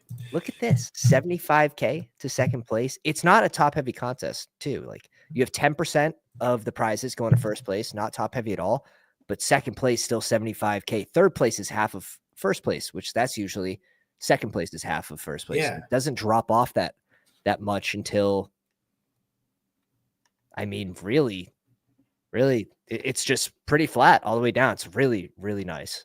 Totally. And when you guys sign up and get the rankings, like get in these puppies. Like even if you don't want to do, the $25 drafts, like you're still, this contest is going to be open for so long that you're going to get crazy closing line value with these rankings, like in the first day here. That's it. That's how I feel about it, at least. That's why I'm not in a big rush to do the Schnauzer. Until now, I realize it's 200,000 people. I guess the Schnauzer is going to be open longer than I thought. Damn it. God, and Strange. Someone went Strange. Yeah, I think we grabbed the other guy just to make sure, at least on one of these 2 picks. But that would have been the only time I was excited this whole year about drafting Kyle Pitts. The only time. The only time. Yeah. You said Algier, right? Yeah. Well, I want the tight end for our other tight end, but we can probably push him unless you want to just get him now. No, Algier is probably a smash here. We get the team correlation. You get the chance that you're pairing Jefferson with Algier if Bijan goes down. Now you have 2. Yeah, that's fair. We also have Diggs and Kyle Williams already, so I don't have to take a third Patriot receiver. Exactly. If you miss on Henry, what's the difference with Zach Ertz or Yeah, you take Mike Gesicki, and now you have leverage if Jamar Chase gets injured. You have Higgins and Gesicki or something. Yeah, there's a lot to do here. It's fun, man. Just once again, I just feel confident when I'm going through the draft board. I feel really good about where we had everyone ranked and stuff, and it needs to update a little bit, but I am Henry here though. Yeah. Or at least one of the tight ends. Let's go Henry. We're stopping it too. Yeah. Oh yeah, I forgot we got McBride. Nice. Yeah, we're oh wow. Okay. For some reason I thought we didn't have a tight end. That's why I was like, damn, we just lost all of our tight ends. No. We just needed one of those 3. We just needed one of those 3, and they almost all went. Kyle Pitts, Trey McBride is legendary. That's a fun if we would have got it. But yeah, we'll take Hunter Henry McBride. So wide receiver room looks very competent. Mooney is the 5, looks nice on a team that didn't add a single weapon. Mooney will not be pick 99, I don't think, by the end of this. How much can he rise though, right? Because I think he can come. I think a bunch of running backs behind him that could get bumped up. B-Rob the winner. I don't think he goes that high. Yeah. Cam Scat with positive news could fly ahead of Mooney. I might be Mooney over Downs though. Talent wise, I'm Downs, but I hate the Downs situation. I like it. Dude, I made this thumbnail. This has to be a video because they just go. I never used this thumbnail. Dude, it's just perfect. It looks like Madden or something. Oh yeah, AI. Yeah, baby. Okay. AI. Bryce at 177, A Rich 178. There goes Mason Taylor. Yeah, Mason Taylor, great pick. So many good picks down here. Just don't jump on the falling knives. You don't need to right now. You don't. What's that? What's up, neighborhood? I was just saying hello to someone in the chat. Yeah, don't fall on the. Yeah, I agree. You don't need to fall on Jalen Coker. You don't need. You're not getting a discount on Jalen Coker. Some people like him. Some people really like him. Tyler, he swore to me today, and I tried to be level-headed. I said, "Okay, so are you saying you're taking?" He said, "I'm taking Coker every single time he's available in the 18th round the entire year. I don't care." And I said, "Okay, you're telling me you have no Panthers? You don't even need a wide receiver?" And he's like, "No, it doesn't matter. I would take Coker because he's that good." I'm like, "Okay, well." All right, now that is something I can't do. Now I gotta pull up the snaps. I gotta see what if my brain remembers because he was okay for last year when they had no one, but you had a first round pick. McMillan, and they re-signed Thielen. That's and they drafted a first round wide receiver last year. How does this guy see the field? I'm there's no chance unless he plays over Leggett, which would be you rarely see a team trade up to the first round, take a wide receiver, and then bench him the following year. He would have to outplay Thielen or Leggett, but Thielen's just a lock for the slot. Yeah. I love Ollie here. Sure, I'm fine. Get your guy. I'm just good with any handcuff running back here. So he feels like a perfect pick. We probably need another RB with this group, or are we just gonna say like Swift's a starter? These guys start pretty quickly thereafter. I think because we only have 2 tight ends, we don't have to stop at 5. We have 2 picks. We're going one more wide receiver, 1 running back. I think so. Yeah, I think I feel good with that. Okay. Let's take another swing here. Let's take another swing. Yeah, what are these backup jobs? Lloyd, dude, type in Lloyd. Like, Lloyd is free. Yeah, right. Didn't add anyone. I mean, I like it. He's one of them. Yeah, I mean, Roshan is interesting. Well, we have Roshan's interesting. Yeah, but not with Swift. And I think I saw something. I think Tyler dropped it that they added or they're in talks with like Nick Chubb, which would crush Roshan more than Swift. It's probably pretty good for Swift, to be honest. I think that'd be so bullish for Swift. Like, yeah, because he'd be like the fast guy out that's there. That's it. That's a great idea. But it would kill the Roshan goal line roll if that happens. If it doesn't happen, Roshan's a really good pick in the 17th. Really good pick.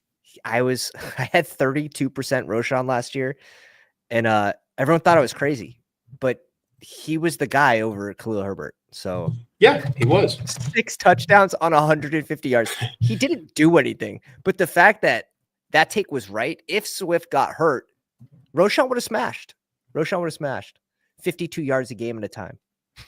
So I have the Coker stats in front of me, just so we're sure here. He started playing 80% of the snaps week 10, and then they went on bye, and then he missed 3 games, it looks like, or he just got benched. I don't know. And then week 15, he came back, played 87% of the snaps. He went 6 for 4 or 4 for 6 with 110 and a touchdown. And then week 18 against Atlanta, that game was so weird. He went 7 for 7 for 62. But they're not big games here. Like one good game. Want to know who else is a big Steve Smith guy? Kyle Williams said it's the only receiver that reminds him of himself. That is bullish. That is bullish. That's very bullish. Things that make you say, That's all. We're at 64 likes. Go down, drop a like. If we get to 75, I'll rip another one. Eric, I don't know if you're down. I'll stay. Yeah, I'm happy to stay. Let's go. Please like my video. Anyone who's over on my channel, appreciate it. Exactly. I'm just doing. I'd like to do this to reward the consistency of us going live on our channels. Wide receiver. Yeah, Deontay Thornton, Savion Williams. I don't know, Jalen Lane, someone, Felton. Sure. Yeah. Let's go Lane here. I like Lane. Yeah. I mean, his competition is Debo, who looked bad last year. And I guess Noah Brown would be first in line for that. And then Debo. So you never know. Been mixing in all of these guys. I have a lot of Pat Bryant today. Don't mind mixing in really any of these guys that we have pulled up in the ranks. No, me neither. I've kind of just been trying to correlate like interdivision with my quarterback stacks or stack with someone on my team, something like that. Whatever you do, don't take Tyler Lockett right now. Like you don't have to. He's not going anywhere. He's gonna be in the 17th or 18th all year long. He's just gonna be there. There's no need. That's like how I feel about drafting Nick Chubb. You don't need to draft Nick Chubb. If he goes to the 15th round, you can take him then. Right? You don't need Nick Chubb now when you don't even know if he's playing. Right. Yeah, his nut landing spot will not get him to the 12th round. No. Not at this point. Yeah. Couldn't agree more. Let's see if we hit the. I'm logging onto my other account so I can go like it. Couple likes away, fellas. We have 60, we have 70 on the live stream. A few likes away, and we'll hop in another puppy. Also, if you haven't already, drop a sub on the live stream. We're on the road to 3K, going to be drafting every single week, maxing a lot of contests, doing a lot of high stakes contests if you guys enjoy that content, as well as covering strategy videos for the different contests, the Eliminator, the Weekly Winners contest, which I did a stream last year with Hayden Winks, which is probably still valuable information today. And I have a Battle Royale video that's still out there getting views from when we took down the main slate, which not easy to do, but that's how we got the horns, and that's how we really got our bankroll for Underdog, and we're able to be profitable 3 out of 4 years. Is just extremely, extremely lucky, more than anything, to be honest. Great job. Oh yeah. It's true. It's takes a lot of luck, boys. +6. And that's the thing. This guy grinds so hard and puts in the work. That's why he wins. Well, you need luck too. He's being humble. He's being humble. You still need so much luck to win deep stakes, not deep, but like deep field tournaments.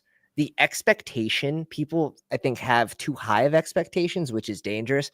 And we're gonna actually be doing a stream with Billy covering these different contests and your expectation of making the finals, your expectation of finishing. What the EV, if you change, if you have 25% odds, right? Like you give yourself 25% odds on advance rates, let's say, what that translates to on each different contest. So really excited for that video. That's going to be what we're working on that right now. Fossil's in another one. Say another. Let's go. All right, we got Lane in the 103, and then I'm gonna get a drink. Oh, absolutely. So, we got Ben at 10 and Deludo at 11. This is a BBG Pounders special right here. Let's go. The collab. Man, it's going to be such a crazy summer. 30-second pupsters, please. Sorry, just saw this. Would have ripped it for you. Big Chuckin'. Miss you, dude. Glad to see you again. Ooh, I'm just realizing the different emojis of the people on your stream on StreamYard. So really cool to Yep. The little making that connection an hour and a half in. All good. Don't worry about it. Another one. No, Devin, I like to hear that, man. That's responsible, bro. I like that, honestly. Hey, why haven't you been drinking, DVG? I've been drinking. I was drinking. I ran out of beer. I gotta go pour another one in this glass right here. Let's go. Who do you want? Lamb. Limit 3, bro. Gibbs, then. Gibbs. All right, let's go. Gibbs, grab a drink. All right, perfect.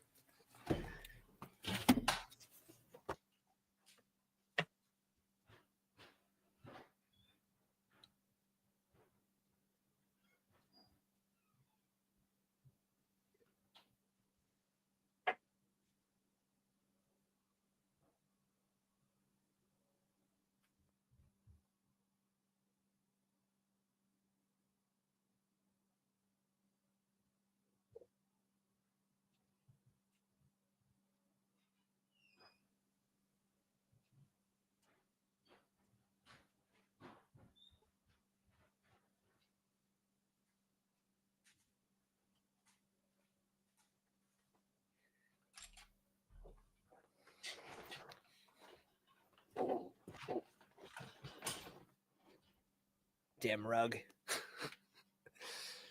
Lamb, wheels up. The thing is, God, the target share is going to be there. It's going to be damn near 30% or over. Same thing, Ferguson, target share will be there. Is this offense going to be a dumpster fire like it was last year? And the efficiency is way down.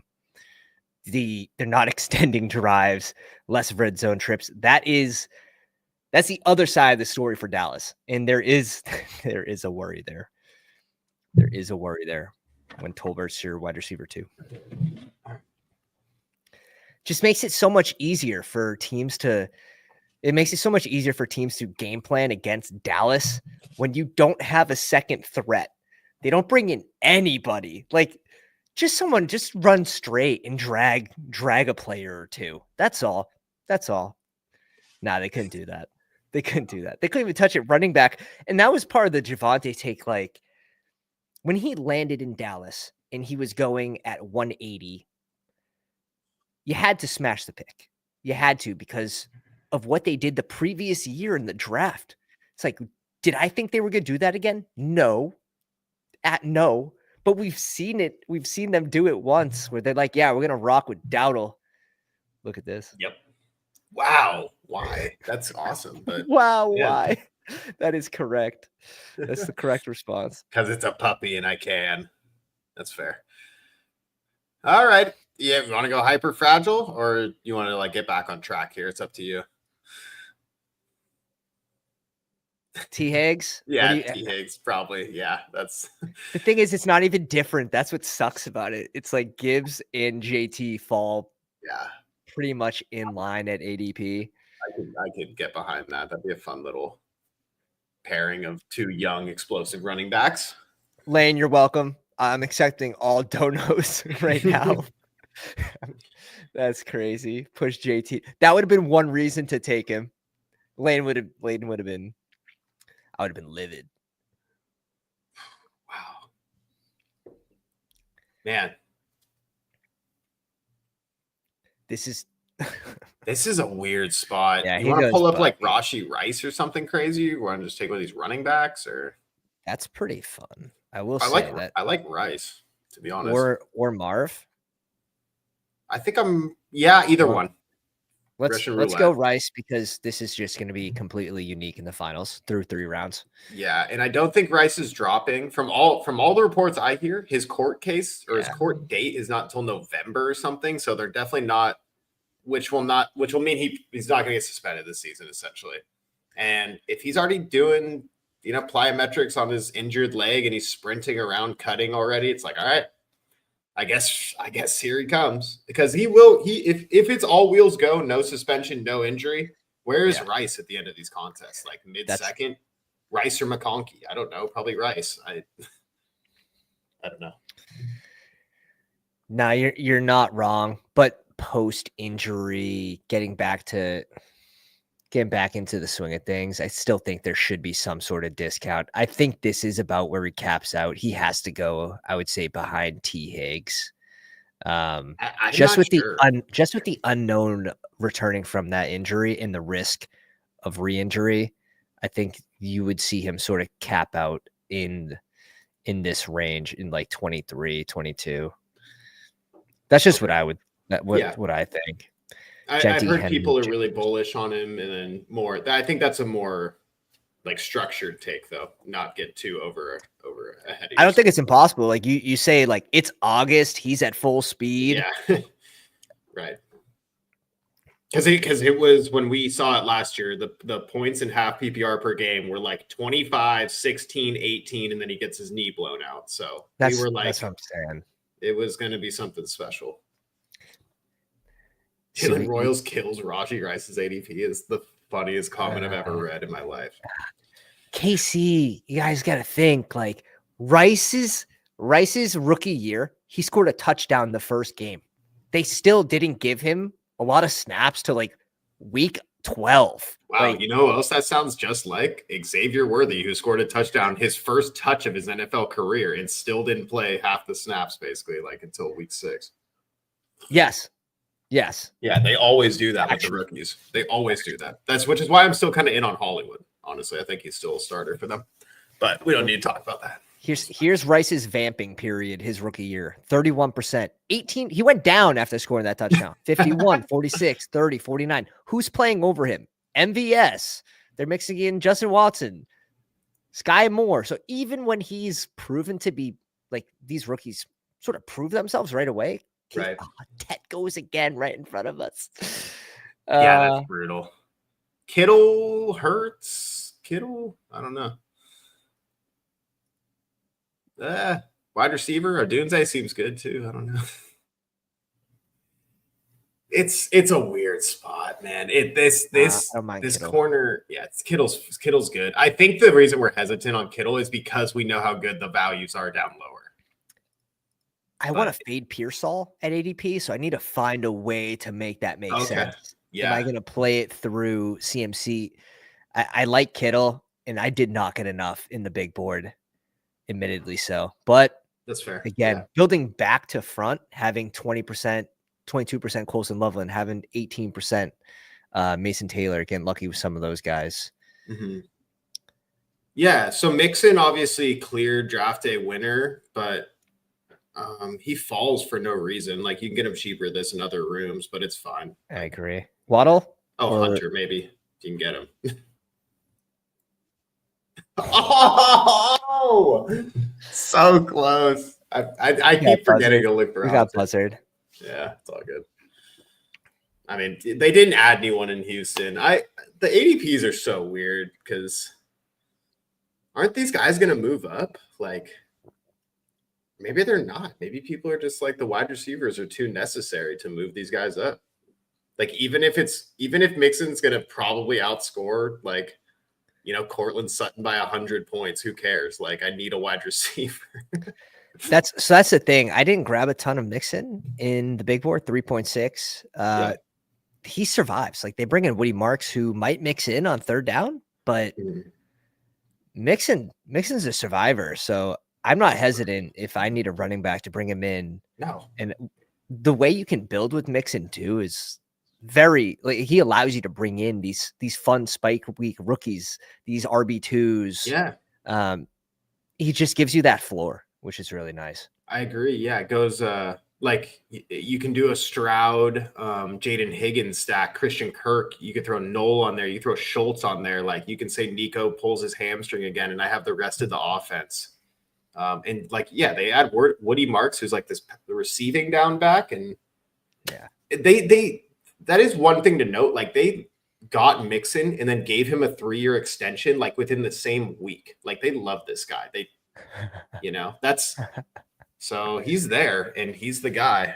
Honestly, when I'm taking the RB2 for the Texans, I'm going back to Pierce personally. If Mixon does get hurt, I think they would go Pierce as their running back. It's just so much. Yeah.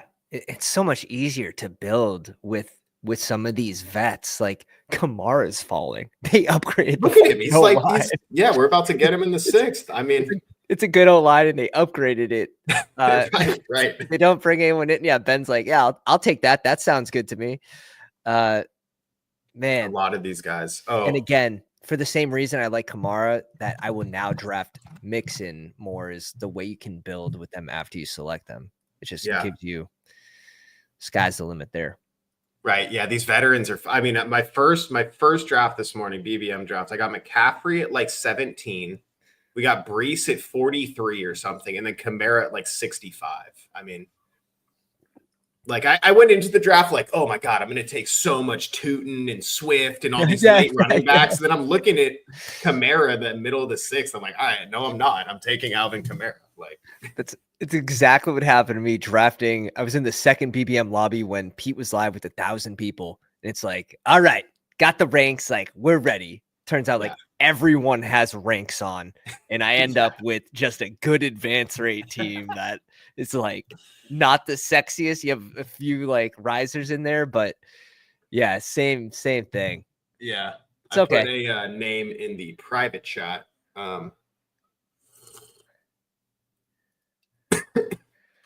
It's our time. My first share. This is it. Dude, my Harvey shares are going down. It was at 20%. RIP. All right. Now we have 3 running backs through 6 because the running backs are the best picks on the board, apparently. He's going to update to what tomorrow? That's the thing. What does he update to? 85. 85. I think it's in the 70s. Okay. I can see it. I think it's in the 70s. I've seen him go at 80 once. It was the last draft. Oh, it's only factoring in where he was drafted today. It's not keeping any of the 150, 155 prices from before. I want to say it's going to update in a big way. I don't think that we'll have to find out together. I believe it's going to be mostly based off what happens today. Okay. RV 66 on DraftKings. Wow. Updating real time over there, I guess. 70s. So that's why. Where are we going? Yeah, slow rolls us on Diggs too. We got Pickens. I don't mind. I said I want to fade. Oh, well, we have Niners. So you gotta take him. Yeah, we got Niners. Just do it. Sometimes it's for the betterment of society. Feels so bad. This is not a bad range for Pickens. I will say, I'm just gonna come out here and say I take Pickens in the 7th. This is not a bad range for Pickens. Yeah. Look at how gross ADP is. I don't know how you guys aren't playing with ranks. Like, I don't know how you're even drafting right now. It's hard. You got to be really locked in to not be drafting on ranks. You got to be like, I don't know. Too much. Too much. It is too much. You have a couple windows open. Like, oh, dude, I was like sweeping the floor walls drafting today because the ranks made it so easy. Dude, Harvey at 41 is such a bad pick. I'm gonna come out right now. I like this O-line's nasty. It's gonna be top 3 O-line, but for so many reasons, it's a bad pick, right? Because you can just wait for the schedule. You can just wait for other things in a couple weeks. Have the advantages of having the schedule and still get Harvey at 41, right? You're like, you're removing the advantage of drafting early, which is trying to get values. It's the only advantage we have today. And if you think that you're going to get into rooms where you're smarter than the other people, but however, there's 1 badgeless person, 2 badgeless people in this room. Yeah. This one's stacking. So he's sort of like, he's not no rookie. Like this looks pretty good through just wait a couple days on Harvey. Trust me, all the people that are taking him super early are going to get burnt out on doing that. And you're gonna end up like us, where you're like at the 6-7 turn and you're like, Harvey's probably like the best running back available here. I mean, maybe you could say Judkins actually, but Judkins will be easy to get throughout the year. I don't know. But yeah, he's gonna come up and then he's gonna slowly trickle back down with a little bit of, just no hype around. We have Brashard Smith in the 170s. Good call. We have him at 174. I don't know how I feel about that, but I don't mind it. Just because he was 7th round ahead. Yeah. 7th round, very could be just straight up practice squad player. Like, oh, easily. But if you believe the FUD on Pacheco, if you think he's going to beat out Kareem Hunt, which, I mean, at this point of his career, Kareem Hunt's pretty dusty. Which I don't, because of the same thing we said with the Chiefs. I think it applies to all positions. They just play their guys. Like, and them not taking a running back or signing anyone besides bringing back Hunt. And I mean, Elijah Mitchell is kind of interesting as a dart throw. If you want to say that he wins the job over Pacheco, I don't know why I would feel differently about that one. Maybe just because he's more of a veteran NFL player. But the Chiefs just always kind of play their guys, and they make the rookies wait a long time. It's very common with them. It's definitely for KC. The way you're building that is he's not going to be one of those guys that you're planning on having points early in the season. Yeah. However, Tyler and Cody, I believe, were they had a really good point. Like, the KC has been actively saying we want to get our Jerick McKinnon back, and he does fit that very nicely. So we'll see. We'll have to listen to a little bit of coach speak, what they're feeling about him, I guess. Oof, Tracy at 92 is tough. Yeah. Yeah, Scatabo, man, I don't know what to do with some of these backfields in a way. Lane, go away. Go away. we gave you JT. Go away. Go home. We lost Mooney, who's my saving grace down here. I go Higgins first, draft capital for him. And we have Mixon. Nice, dude. There you go. Nice job. Yeah, I think we have to go Purdy here. Yeah. Oh, yes. I agree.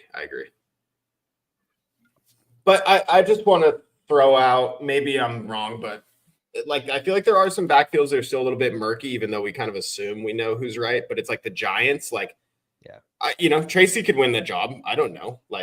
Tracy looked pretty damn good last year. And Scatabo's never played in the NFL before. I'm definitely more tapped into the prospects this year and stuff like that. So I'm very excited for Scatabo, but also Caleb Johnson versus Warren in a way.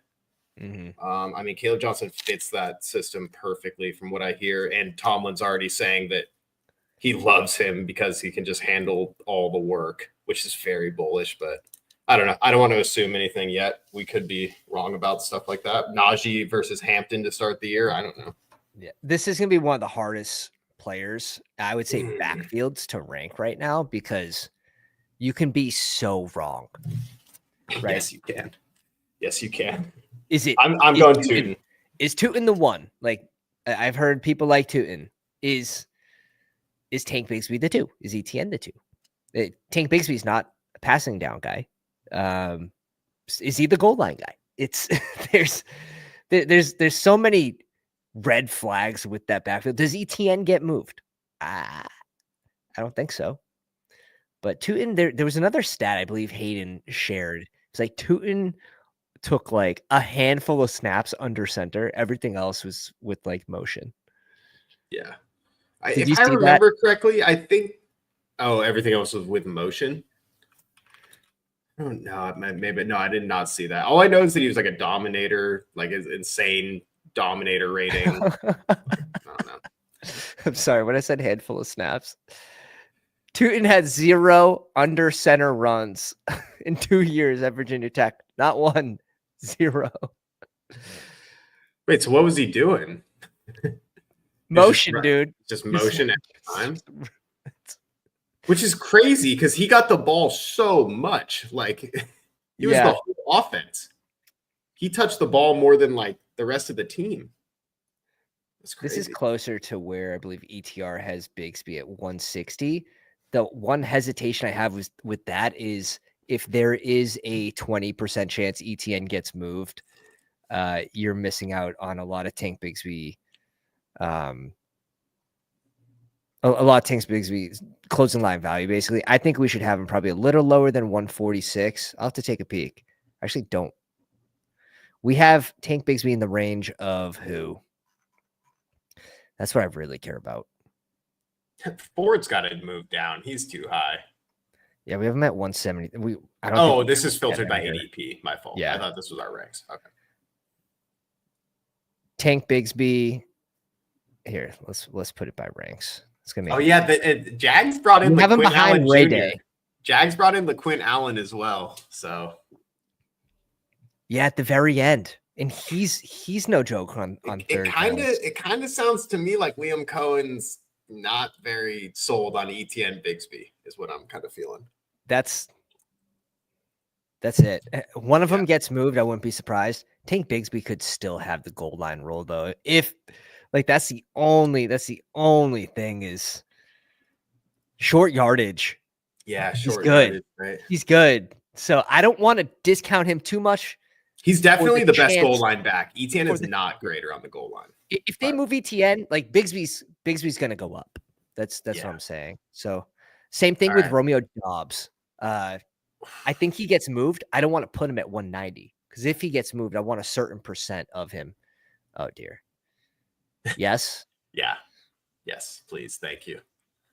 And then our next pick, I think, is Stroud because we have Mixon and we have Higgins. Yeah. Okay.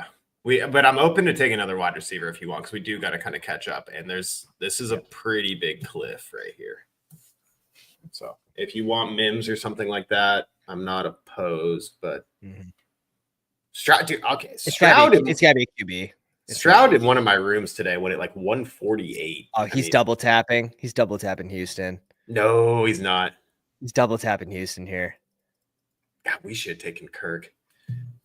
We should have done Higgins Kirk. Oh, that was the nuts because Higgins is the Nico replacement. Oh, let's go. This is gonna. Ooh, I thought that was gonna be. Herbert, to be honest. We can go May or Stroud. Stroud for the double stack, I guess. Oh, we have Kyle Williams. Yeah, Stroud for the double stack. Stroud for the. I agree. For the Mixon Higgins is fun. Yeah. Let's go. And then we might need to catch up at wide receiver. Might need an extra one on this team. I could definitely see us stopping at 5 running backs. I could also see us stopping at 2 quarterbacks is basically what I'm getting at if we need to. Purdy Stroud could do it for us. But Cialan said your rank on Kyle Williams is the biggest difference between other sites. Leg Up has him at 150 and 160. ETR has him at 180. Yeah, that's the thing. Like Mims should fall. Keon Coleman, they didn't do anything. Like, I think he's fine to mix in now. Quentin Johnson should fall. Jack Best should rise up. Keenan Allen, I think he's okay in this range. Hollywood has to fall. McMillan has to fall. So I'm bringing him up above fallers, like players that should fall. I like that. Yeah. Like, I don't see how they're going to have zero. If you go off those ranks, you're going to have none.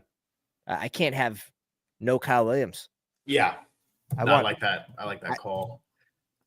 So that's the thing. Like, if I think maybe I max him out by going here, maybe I sort of lose some of that closing line value, but I also like they're not going to add anyone else to this room. I think he's pretty locked and loaded for the wide receiver too. If I don't have Diggs, I want Kyle Williams. Like I want one of those two on every team.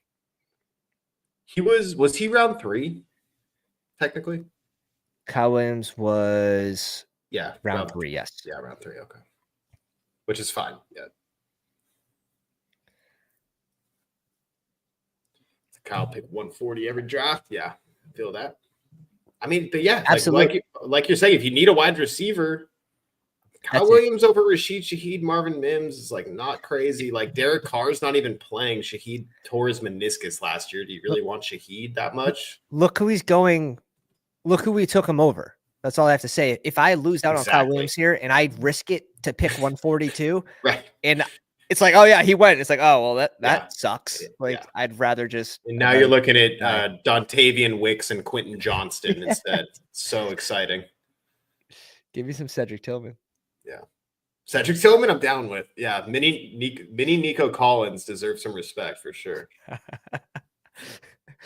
Oh man, who's gonna be playing quarterback in Cleveland? Is it gonna be all 5 of them? Oh my God, we were just on the NFL website, just going through the teams and all the players they drafted. Just me and NP43, and there was just like an ad on the side of the list that just said Browns quarterback room, and it had all 5 listed. I was like, ew, just like Flacco, Pickett, Gabriel, Shador, and Watson. I was like, oh my God, that is so gross. I think it's Flacco to start. And to be honest, I don't think they go to Pickett. Either Pickett or Flacco wins the job. And then I think they go to one of the rookies they drafted at the end. But I don't know if it's going to be Shador or Gabriel. Would it have been too good with Flacco and Travis Hunter, so they had to trade the pick? Njoku was a smash here at 141. I'm looking at Javonte like he's a starting running back right here at 142. Why not? Why not? And we have Harvey. This is a 5 RB build if you want to build it that way. It's an amazing 5 RB build. You have 4 starting running. You could almost build this as a hyper fragile if you really wanted to. I think Njoku would have gave us that same sauce where Njoku Kittle feels really good too for 2 tight ends. Mm-hmm. Yeah. Yep. Choose your fighter. Dude, everyone gets 2 weeks, man. Show us what you could do. Yeah, it's a grosser. That's just super fun. And then I threw out someone. Well, I threw out someone in the chat. You'd have to type his name in. It's Noel if you want him. Just right here. Houston. I don't know. You might have to. I think you do, but yeah. I've been pulling him up to this range. He might fall back. We were running out of time, but I love the second one. Yeah, we need a babysitter. Yeah, that one, especially after going Besh too. That feels like a really good one with having Higgins, Kyle Williams, and Besh. Big facts. If we miss, yeah, sounds great. I'm in. Like later, easy game. Same division as our quarterback stack too. Yeah, that's the first I've seen Njoku drop. The fact that he went 1 pick before us is kind of sad. They did draft Harold Fannin day 2. Like, I don't care. That doesn't mean anything to me. If anything, that's like franchise. Here, sorry, Ben. I'm sorry, Ben. Your shares are not dead. If anything, for me, that's a franchise pick where it's like Njoku coming on the last year of his contract. Maybe they're planning to not renew. And they draft a rookie tight end. Yeah. And I think he'll be out there. You're looking at Judy, Njoku, Cedric Tillman, Elijah Moore didn't re-sign yet. So right. Let me pull up that depth chart. They did draft, or no, they signed Deontay Johnson today. That's what it was. Yeah. Disgusting. So gross. Disgusting. Oh, God. Cedric Tillman to the moon, man. Why did I stop at 20%? We can take him on this team. What a loser. Yeah. People make me feel bad for ranking Cedric Tillman in the 140s. Oh, God. I was taking so much of him until I was like, oh, shit, they're taking Travis Hunter. And then I completely stopped. That's what it was. That's what it was. And now they're not. And now he's a great pick again. Like, honestly, Cedric Tillman or Jalen McMillan? Cedric Tillman. Yeah, Cedric Tillman or Keon Coleman. That's really close. Yeah, honestly, I'm a Keon fader, so it's unfair. Right. But like I'm getting at, what I'm alluding to is you're getting a year 3 player that I think a lot of us really liked coming out of college. Big guy, really like productive profile, and then was the absolute number 1 target with Judy and Njoku. If I remember correctly, they were both on the field, and Cedric Tillman was out targeting both of them when he had that 3-game stretch. He was going off. I will say concussions. He had a really bad concussion, but still, that's not something that worries me. No, Brandon Cooks is still playing football, and I thought he was done. I thought Brandon Cooks was going to retire 2019, 2018, and he is on the Saints this year. That was a bad hit. The one thing I will say about Keon Coleman versus Cedric Tillman is elite QB and year 2 guy. That one's really tough for me to go. If you made me pick, I would have to go Keon there. Yeah, you probably should. But I'm just getting at. I think he's you're trying to make your point. I agree. He's like a round underpriced. And honestly, I know we kind of nuked him, but no, we have 16 picks up on said. No, not Cedric Tillman. I was gonna say Xavier Legette. I wonder if we put him down too low. I don't know. I'm still debating that one in my mind. We'll figure it out later. Let's talk about it another time. Is Noel still here by any grace of God? I don't think so. Why'd I type it like that, bro? I don't know. All right, nice. No. All right, so we get the chaperone. Yeah, there we go. Nice job. Correlates with our Javonte. Just nice, cheap, like Dallas starters. Always fun. That's it. Oh, man. A good little range to bring in an RB, too. We're hitting the pockets. The pockets. Yep. And we're done after this running back with this room. We're done. Yes. So whatever handcuff you want, go for it. Chase your dreams. If you want to do something, eliminator ass pick. So true. But for this team, it makes sense, right? you have 4 rookies or 3 rookies here. Yeah, exactly. Maybe Bryce. Pearsall even needs a little bit of a chaperone in a way. Yeah, definitely. Yeah, I'm kind of liking maybe Giddens here because we have Houston. If you want to play into that Indy division, I don't know. They're all handcuffs, so just kind of mixing them up in some order. Where if Taylor does, Braylon Allen's going to get more work. And is there any FUD? Is there any FUD still left with Breece Hall? Yeah, I don't think so. And I'm clicking Breece Hall. I'm falling on that sword right now. But I kind of want both just in case. I don't think there's a sword between Braylon or Breece, my friend, to be honest with you. I think Breece is a great pick, and if Breece goes down or leaves, Braylon is also a great pick. So right. So I guess who would you rather in this situation where JT goes down and Breece Hall goes down? Would you rather Giddens or Braylon Allen? I think I would have Giddens because, well, it's kind of that mystery box. I think Giddens could be really good in the NFL, and so. Whereas Braylon's kind of the thing going for Braylon, and as a Jets fan, he was 20 years old last year, and he was still bowling over like grown-ass men on the field. So you get this guy another year in an NFL system. He's another year more mature. I think he could be like a very solid NFL running back. Not like a superstar or anything, but I think he could be a solid NFL running back given the job and with the maturity coming on to him. Last year was pretty tough to take anything away from the Jets, too, right? Dude, yeah, please don't. You gotta throw it away. Yeah. Just pretend like you just gotta Men in Black yourself, basically. Dude, and you can make this argument for multiple seasons of the Jets' career. I mean, I said forever that Sam Darnold is not that bad. It's Adam Gase. Yeah, and it's true enough. Sam Darnold went to other teams. The Vikings look pretty okay to me. To be fair, the Vikings' weapons. Geno Smith, another example, who was a Jets first-round quarterback. We ruin people. So it's true. Yeah. It's true. So yeah. But take the Jets with a grain of salt. I know we're gonna run the shit out of the ball this year. I know that much. So you want the running backs.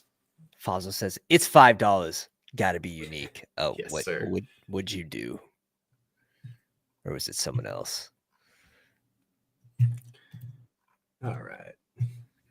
Ollie Gordon goes to 183. We're done at RB. We need tight end, which those shouldn't be hard. There's probably like off. There's probably 8 teams starting tight end still down here. The run at tight end here is. I have so much faith with some of these guys down here. Like these guys that go undrafted that are starting tight ends. Theo Johnson. Yeah. Tyler Theo Johnson. Conklin. Absolutely. A draft day winner for sure. Yeah. Dalton Schultz. We have Stroud. You know. That's who I'm holding my breath for right now. Okay. But worst case, we're probably getting Taylor. Sure. The thing Macy, is, another great pick. Kittle, we probably need 3. Schultz, Kittle, we can probably get away with 2, but we've done it. We're done with 5 running backs. So right here's kind of an interesting point. I think we need one more wide receiver for sure. I think we're a little thin because just a lot of rookies I don't know. Maybe we could start behind a little bit. Is that the worry? I think so. I mean, we're good at QB. So if QB is a lock, RB. I mean, shit. Look at the quarterbacks available right here. Let's go Gino with I think so. or something. Yeah, I think so. This is crazy. I think we have to. Even Tua. Gino's gonna have spike weeks too. I don't mind stopping these 2 tight ends, dude. And then let's have some fun. Let's throw on the burner. Either Trey Tucker or Deontay Thornton on the Raiders. No, we're not taking zeros. We're not taking. What? I'm not One of those guys is a smash. They eat from the same plate, dude. They eat from the same plate. But one of them is gonna be playing and one won't. Yeah, so Trey Tucker is gonna be playing, and Trey Tucker's like, "Oh yeah, thanks, buddy. You could take the special team snaps now." Let's take Trey Tucker then. Perfect. Congratulations, buddy. Here's my job. We got Niners. Should we take DeMarcus Robinson or what? Gross. He's probably starting. To start the year, it's probably Pearsall, Jennings, and DeMarcus Robinson. Mm. Who knows? Anyways, Tua 80 or 40 picks past ADP is very classic. Look at the overlay just begging you. Yeah, it caught my eye. Hey, second round or third round. This is day 2, right? We're not getting where'd Michael Wilson go? Michael Wilson went right here. 17. Yeah, he's a good pick. Yoshi Voss also. Yeah. A good click at 201. Don't mind it. I wonder what the Burton news is going to be. Like, did they completely give up? Is he at the casino when he's supposed to be at practice? Like, because he could easily, if he got his life together, which I have zero, expectations. But if you get a little bit of positive news, yeah, I have him on one big board team just in case. I think we did. I think me and MP43 put him on a Bengals team too because he's good, but. Yeah, you design the entire game plan around the guy and he knows about it. And then he just doesn't even get on the plane to fly to the city where the game is like, that's not great. That's not great. But look at 18th round Richardson. Sure. He's majority of drafts because undrafted is kind of wild. Pick 198 Tua. Yeah, so take away some lessons from these drafts, guys. Quarterbacks go late, tight ends go even later, and Waddle, Jonnu, and he's just like pass. Okay, I have to. Yeah, I'll take J.K. Dobbins, Demario Douglas before my double stack. Sure. Christian in the house. What's going on, up, BBG? How we doing? And then Bobby saying DeMarcus on a 3-game sussy to start the year. That sucks. I did not know that. No more DeMarcus Robinson because Ayuk might be back by week 4 for all we know. So. Right. No, he's one of my least favorite. I don't even know if I have. Yeah. Did I click him? I didn't click him a single time. Good for you. I saved myself. I did a couple times. I'm over it. Well, in the 20th round, it's yeah, like, it's the overlay. The overlay highlights someone that I have a stack with, and I'm just like, oh, okay, let's I must click you. I must click you. Yeah, we can scroll. If you want to click wide receiver, there might be a couple other fun names like the rookies, obviously Pat Bryant, all these guys we ranked. 2-2. Do we want? I mean, we have how many rookies do we have? Higgins, Kyle Williams, Besh. Do we want to just go Troy Franklin here? I kind of want to, yeah. Unless like a Slayton's there, but I'm assuming he already went. Slayton's gone in the 17th. Yeah, I believe it. Yeah. Okay. Yeah, get a guy who's a little bit more established. Sounds a little bit better. This also turned out to be fun. 3 QBs, 2 double stacks. Yeah. We get a late Geno plus Besh. Mm-hmm.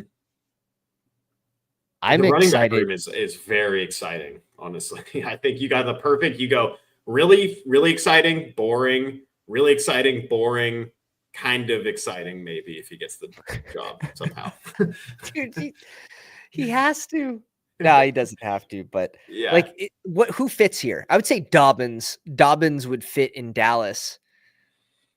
Yeah, Dobbins. That just crushes blue. So I'm more worried to be drafting blue right now than I would be Javonte.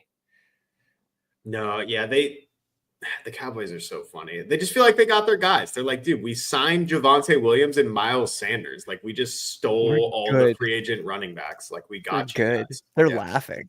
They are. They're like, dude, why would you guys are taking rookies? Like, it's so funny. Yeah, it's so funny. All right, let's I forgot the last one. We didn't run through the teams, but we'll do it on this one. Sure. T-Lane with Jalen Hurts and JJ McCarthy at 143. Again, something I told you guys at the start of the stream. These middle round QBs are going to fall. People are adjusting from going from 3 QB teams to 2 QB teams. You don't need as much roster allocation at the position because it's 18 rounds. So this is perfect value right here. JT, Bucky, Quinshawn, Algier, Blue, and Shipley's a team. That's an RB room right there. Yeah. That's a very strong starting 3 running backs and then a fun 3 after that. I want to see, that's a lot of capital running back. So for me, I'm stopping after Blue. When you take JT and Bucky, just the percentage, like just the amount of the allocation you've put into running back, I tend to stop at 2, but who knows? Maybe you got such a good value at tight end or somewhere else that you feel like you didn't need to. Yeah, could have been a little bonus pick at the end. Ooh, yeah. Wow. Dotson, Jefferson, Jordan Addison, Diggs, Trey Harris, Michael Pittman, Shaheed at 122, and goes Dotson, who's not completely dead. No, kind of a handcuff receiver, in my opinion. Yeah, right. This looks really good. Stacked. He was just trying to bring in maybe another stack. I don't mind just running Jalen Hurts like naked entirely. But you have the tight end stack. That's enough for me. Absolutely. As well. Yeah. But he could sneak 2 in the ground just on a tush push. So that's where I don't feel forced to take a receiver stack, but you never know. Dotson, he almost scored that touchdown in the Super Bowl. Did he that not almost score? Changed? Oh, he was the one. He was on the 1. That almost changed everything for everyone's playoff best ball stacks. Like the 10% that took Dotson. Right. It's fun. But that's a good team. That's good. Shoulda, coulda, woulda, Dotson. Let me know if you guys are in here, and I'll cover your team. But Fossil here with Lamar, Penix, and Staffy. Lamar at 42. Henderson, Chuba, Stevenson, Dowdle, Justice Hill, and Audric Estime definitely has to be in the mix here. For sure. It feels much more appropriate 6 running back room. So considering you started with Henderson, Chuba, I am not going to be doing Henderson, Ramondre, Chuba, Rico. I don't like handcuffing at all. I just assume you got it right. Like, it's such a big contest. There's 200,000 people in this contest. So just assume you're right as soon as you make the pick, and then don't worry about potentially being wrong, basically. Like, you know. Unless, I agree with the doubles. I don't mind 1, but like we're not talking about elite rushing teams here on elite offenses, right? Yeah, please. We're not putting up 30 points a game. Sure, if you want to do Pollard and Spears because they're like pick 90 and pick 145, that's fine. Yeah. But like Henderson 55 or Ramondre 100 on New England that's a little bit much. Puka, Drake London, Adam, Shakir, Mooney, and Bateman. I'm fine with that. Stop here at 6. Oh, that's likely only 6. Henry and Higbee. Okay. Yeah. I think it makes sense. It's a strong 6. I'll tell you that. Yeah, it's a strong 6. And I love the likely Bateman stack with Lamar. I think that's a really fun way to play Lamar. So many stacks. I know so many colors. Goddamn Christmas tree. Beautiful, beautiful day. I believe Terminator might be in here. Let me know. Ben, I know, is in here. Josh Allen plus Caleb. We did one of those. We just did this. Strong. Yeah. Hey, Ben, where'd you get that idea, bro? Yeah. CMC, Kamara, Mason, Tank Bigsby, Brashard Smith, and Ollie Gordon. I like it. Yeah, that's fun. Nico Collins, DJ Moore, Roma Dunze, Luther Burden. I did the same stack we did. Palmer, Jalen Royals, and Turpin. You sick puppy. You sick puppy. Might be getting more snaps than we think though. Quad stack Bears, dude. DJ Moore, Dunze, Burden, Loveland. Holy shit. That's fun. I don't mind it. That's elite. That's elite.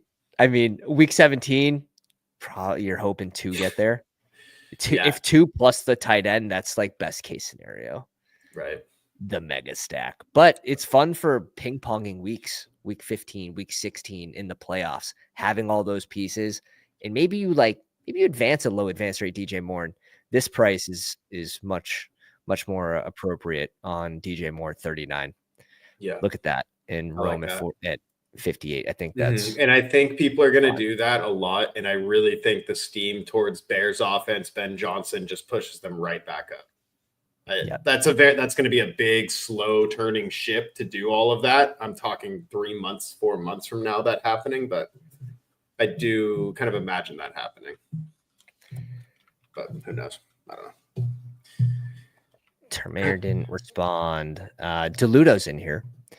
Lumsky. Bake and Goff is a nice combo. You call him DeLudo? Wait, can we stop for a second? You call him We're going DeLuto. Okay. DeLuto. So technically it's Lutomsky is his last name, but it's funny because I call him Lumsky. So I like how you went DeLudo. Oh yeah. That's great. Yeah, we're on opposite sides of the nicknames here. Sweet. Shout out Lumsky. I love you. Which one does he like more? I think his name's Dave. I'm just gonna start calling him Tom because the 3 middle letters are just Tom. So now you're Tom. Yeah, Tom. Brees Hall, Dylan Sampson, Ford. This is fucking thin. This is as thin as it gets. If you're gonna go this thin, I'd probably just add a 6th, potentially a 7th. Yeah, potentially a 7th. 2 Cleveland RBs too. It's hard. It's tough. Shocking from you, Lumsky. Honestly, tough. You must be rusty. This one we might have to roast this one. Neighbors, Amon-Ra. I mean, the receivers. This is very strong. McKee even grabs McMillan at 134. I think he should go later, but it's stacked. Noel, Tesla, Savion Williams. You had enough here. You probably had enough. Yeah. Through 7. 8's fine. This absolutely has to go on RB. Like one of these. It's probably this one. Yeah. Exactly. Yeah, exactly. It's just it's a little thin. You know that Lumsky's an amazing drafter. He's a 0 RB, bro, as you can see, but he was really high on Saquon last year. He was in a lot of my drafts with me. He was my most on BBM DB. You're able to see who's in your drafts the most. And he was in 70 of my drafts or whatever. Yeah. Like something crazy. And he did get a team to the BBM finals. He also won. We held a 16-team league of record that Lumsky won. And he also advanced like over 30% of his teams, if I'm not mistaken, in BBM last year. So shout out Lumsky. You were very on point last year. 0 RB, but take Saquon as the anchor every time was a smash. Damn. Yeah, that or Henry both would have got you there. Right. He goes, all right, Lumsky, he's goated. He's goated. We'll give him a break here. We'll give him a break here. Remember to name your teams. I'm terrible at it. I do name the guess one. You're good. I do name the guess one. That's about all I get. I'll name my BBMs, but puppies, unless they're guest streams, I just don't. Don't. Yeah. We I gotta name the BBM. Only have 2. Not gonna be hard to find. That was a fun. What do you say? Do we rip one more? Yeah, sure. Let's go. Oh dear. Oh, I mean, if you want. The 20-second drafts are just so good. They're so good. All right, guys. I think we're gonna rip one more. We have 53 on the YouTube machine. We have 113 on the Twitter machine. Hit the link, join the crowd, stop lurking in the background, hit the like, do the sub thing. We're on the road to 3K. Give BBG a follow if you're in my stream. His link is in the description of the video. PTB wants a sprint. Oh, I'm open to it. I just think it's kind of funny with no schedule yet. But whatever, let's do it. Yeah, I agree. It's just kind of silly. Like it's so impossible to know what's going on. Like I will say the eliminator you should not be drafting. You should not draft. 740 people have drafted this without knowing the bye weeks. They could just be completely dead on several weeks. They could have both QBs with bye week 10. They could have both tight end. Like it's so minus EV. And to know that I hope this gets 50% full before the bye weeks come out. So then I come in and max it, and I know there's going to be shit teams that I'm 1v1ing. Please, I just let the fish draft the eliminator right now. Yeah, no, do your BBMs, do some puppies. That's it. Hit the schnauz. Hit the schnauz. That's it. I had no idea the schnauz is that big. It's so crazy to me. Can't believe that. 186,000 people. Wow. Eliminator's all about floor plays. He's the eliminator ass pick. That's it. Wow, this is going to be all you guys waiting on the puppy. 10 people. Oh yeah, no, leave. No, I'm just kidding. No, just dupe him like that. Yeah, that'd be so fun. Let's do a weekly winners. We definitely could have done a weekly winners, but the weekly winners there is a little bit more strategy too with bye weeks as well. However, I do like the idea of getting ahead of the RISERS. Are we just going to get pick 3 all night? Well, we got to pick a new guy this time. Let's do something fun. Let's take. I mean, we just went Gibbs at 3. That's fun. No matter what, I think we're grabbing a receiver. Now we're going Brian Thomas Jr. Yeah, and we're taking Hunter at the end of the 4th. Double stack. No, I'm just kidding. It's too early in the year to start getting weird already. That's the thing with people with their getting unique. You're just getting bored is all you're doing. It's good. You never do that at the start of the contest. You do it at the end of the contest when you know where the ADP's moved and you actually can confirm it's unique. Right? I agree. Like I saw someone pull up Garrett Wilson to the 201 today, and I was like, that could not be great. Like, because he could easily fall off some news. And that was in a BBM too. Oh, that 201's not terrible because you're not getting him to fall back to you. But there could be a point in time where he does start going at the 3-4 for whatever reason. Here we go. Ben said I'm flipping the board.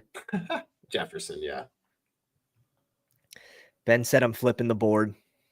Yeah, and when I said don't get unique and different early on, I just meant only when you're not in my room. So please get weird. Love that. That's the thing is, like, at least CMC's moving the right direction. So like CMC, can he get negative news? Sure. Yeah. The one thing I should mention about this content, it's 225,000. This thing's not filling. The time box on this is extremely long. Yeah, exactly. A couple of months at least. How long does a puppy take to fill? I'm not even sure these days. Like this is gonna take a while. End of June. You gotta think like today was a very heavy drafting day. Right. 3%. So it'll probably be like 1% a day or less. It's gonna be a long time. Yeah, it's gonna be like 3 months probably. Maybe a little less than that, something like that. No, this will fill faster than that just because of the $5 entry. People will come off of BBM because maybe they're only drafting a certain amount. You'll probably get this to like 2%, 1.5 to 2% a day, I would say. So maybe like 45, 50 days. One moment here.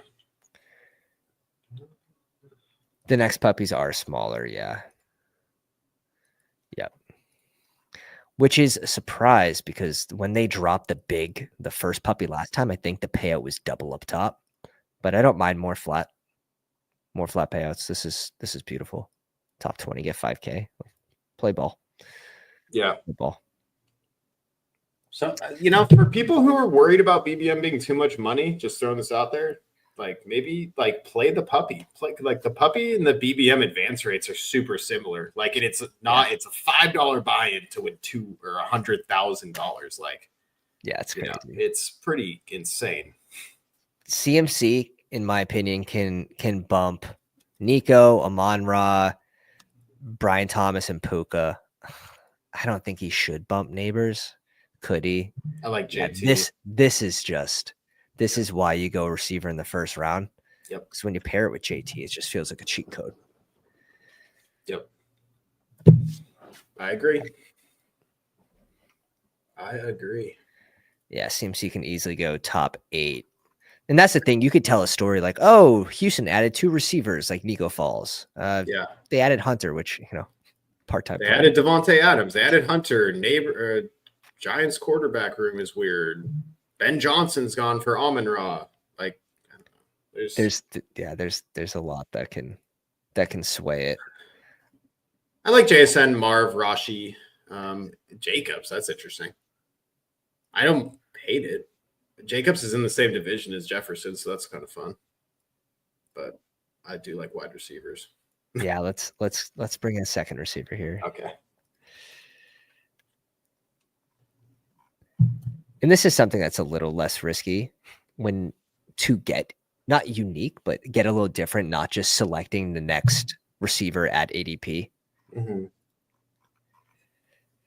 Easy way to get different. Yeah, and I don't love JSN, that's for sure. So I was definitely more leaning towards a Marv or Rice there, I guess. I don't know how to feel about the Rice thing. But also, doing this will also put you more on what QB do you want to be more on? Exactly. No, seriously. Like, I am not taking Sam Darnold once. You will not catch me dead with the Sam Darnold team. Okay, I'm not going to say that now. Really? People call me out on that. Really? I will end up taking the Sam Darnold team with a JSN team because if JSN is going to be good, it's going to be because Darnold is playing well. They're winning games, and he's not going to get benched. Yeah. But everything is just screaming at me that this dude is not finishing the season like as the starter in Seattle. I have to shout out Josh, the creator of Best Ball Overlay and coder Best Ball first as well. Like, he's in these streets and he got his BBM finals team with a late drafted team. Darnold, super stacked with all the information, comes in 21st in BBM. So absolutely crushed it. That's huge. That's different though. But it was a rare situation. Well, McCarthy's already out for the year, and like Darnold's the guy, like I can't do anything about that. But when there's an injury clause that says if you get hurt, we still have to pay you, they're gonna just bench you, dude. Especially if you're not winning games. So yeah. Well, that was the Danny Dimes effect, right? At the end of the year last year. We saw it with Dimes. We saw it with Russell Wilson and the Broncos. We've seen teams do not give a shit. I think it's like against the rules even or something to like do that, but teams just like eat the fine and do it anyways. Yeah, Milroe running for his life for 3 games, and there's a chance that you have Darnold back in the playoffs. I just close your eyes, Dev, and just picture the Seahawks are 4-11. And Darnold has just thrown his second interception before getting to 100 yards for the 3rd game in a row. And you're telling me Milroe's not coming in there? Like, the coaches have already been fired. Like, this guy's got an injury clause in his contract. He's getting benched. So unless you believe the Seahawks are going to win games with the corpse of Cooper Kupp and Sam Darnold, which I don't, but clearly. That's the worst part about being at the 3 spot. Every single time, Tet's gone 1 or 2 picks before us. We're getting close, though. God, this is so gross every time. Yeah, I'm just going Jalen. Yeah, honestly, thank you. That makes it a lot easier for us. Just I try to think. Maybe not even so much the interceptions, but the dude's gonna be taking sack after sack after sack. because no one's going to be open but JSN. It's it's going to be really tough scenes. Hunter yeah, goes. Seattle. I know. As soon as we took Hurts, I was like, man, maybe we should take Hunter. But anyways, probably Kittle again. I mean, now we have the Marv correlation for the division this time around, which is cool. Yeah. All right, elite QB, elite tight end with JT, Jefferson, and Marv. A little less likely to bring in Kyler, but we'll see if it works. Yeah. We have a lot of pounders and BBGers in here. Yes, sir. 3, 4, 5, 6, 7, 8, 9. At least 9. I don't know about Kiss. Kiss third leg. Kiss my third leg. He was drafting on an overset pod earlier today, so maybe he is in the live stream. Yeah, that's what's D Money. Cheese for Skulls, definitely in my chat. Wobby. D Money or half CLN over there for 112. Sure. Man, you know what else is crazy is how this is only the beginning of the 6th year of best ball, like on Underdog. Yeah. Like this is so early on in this game. Oh yeah. Think about DraftKings in year 6. Right. That's why if you have the chance to have an overlay, like you're getting the advantage before other people get on board in a game where you should be squeezing every edge out. If you're spending thousands of dollars, you invest $25, $30 a month and it'll take you to the moon. Yeah. I'm 100%. So I was looking for an overlay long before you contacted me. Hamilton Motorsports. Yeah. He's a pounder. Probably all in our crew's mix too. But if you guys aren't already in the Discord, jump in the Discord. The discourse going on there. Plus, we have over 500 best ball just freaks, grinders. I'll give you a little sneak peek, a little inside the gates here. Draft grades, drop your grades. Risers, fallers, eliminator, weekly winners, people talking strategy, and it's extremely active. A really good place to be. The riser faller information. I don't even go on Twitter anymore. I just go in the Discord and it's all there. Yeah. I know. I need to get going on the Discord a little bit more. Oh, it's so good. It's so hard to remember. Plus, but I just need to get used to it. Yeah. That's it. Plus, you're just so much more engaged with the community. I love it. I honestly love it. Yeah. No, I need that too, because when I'm drafting, I can't get to every comment. I can't get to every single thing said. And so, a lot of maybe comments go by the wayside that I can't respond to or, But yeah, I would like to stay in contact with everyone. It's because you're big leagues now. You're big leagues. God. All right. We're on the clock. Laporta goes, we didn't want that. That's for sure. Harvey. Okay, I was going to say, I was going to not bring him up because I was like, maybe we get him in the 7th. That's it, dude. That's it. That's all we can hope for today.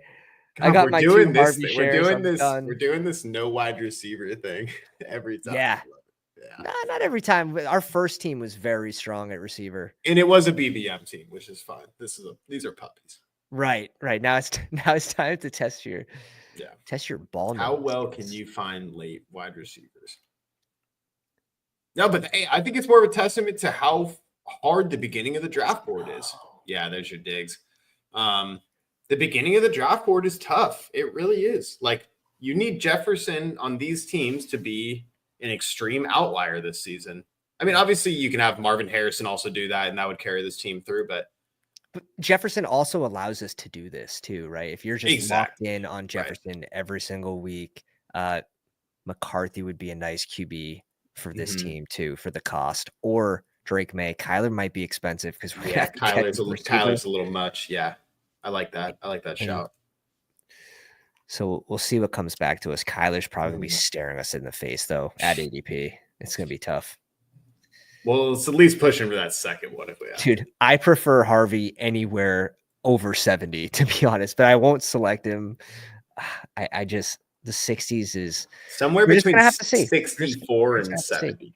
Personally, like, is Aaron Jones, Tony Pollard getting disrespected, Caleb Johnson getting disrespected based on the Harvey. Like everyone's reaching on one guy because he's the only one that has positive buzz. I don't know. No, they're only reaching on him because he was so far down. It's like the farther down you are, the higher up you need to go. It's the thing. Doesn't even make sense. Like, why does Harvey need to go before Judkins? Like, Judkins was drafted before him in the draft.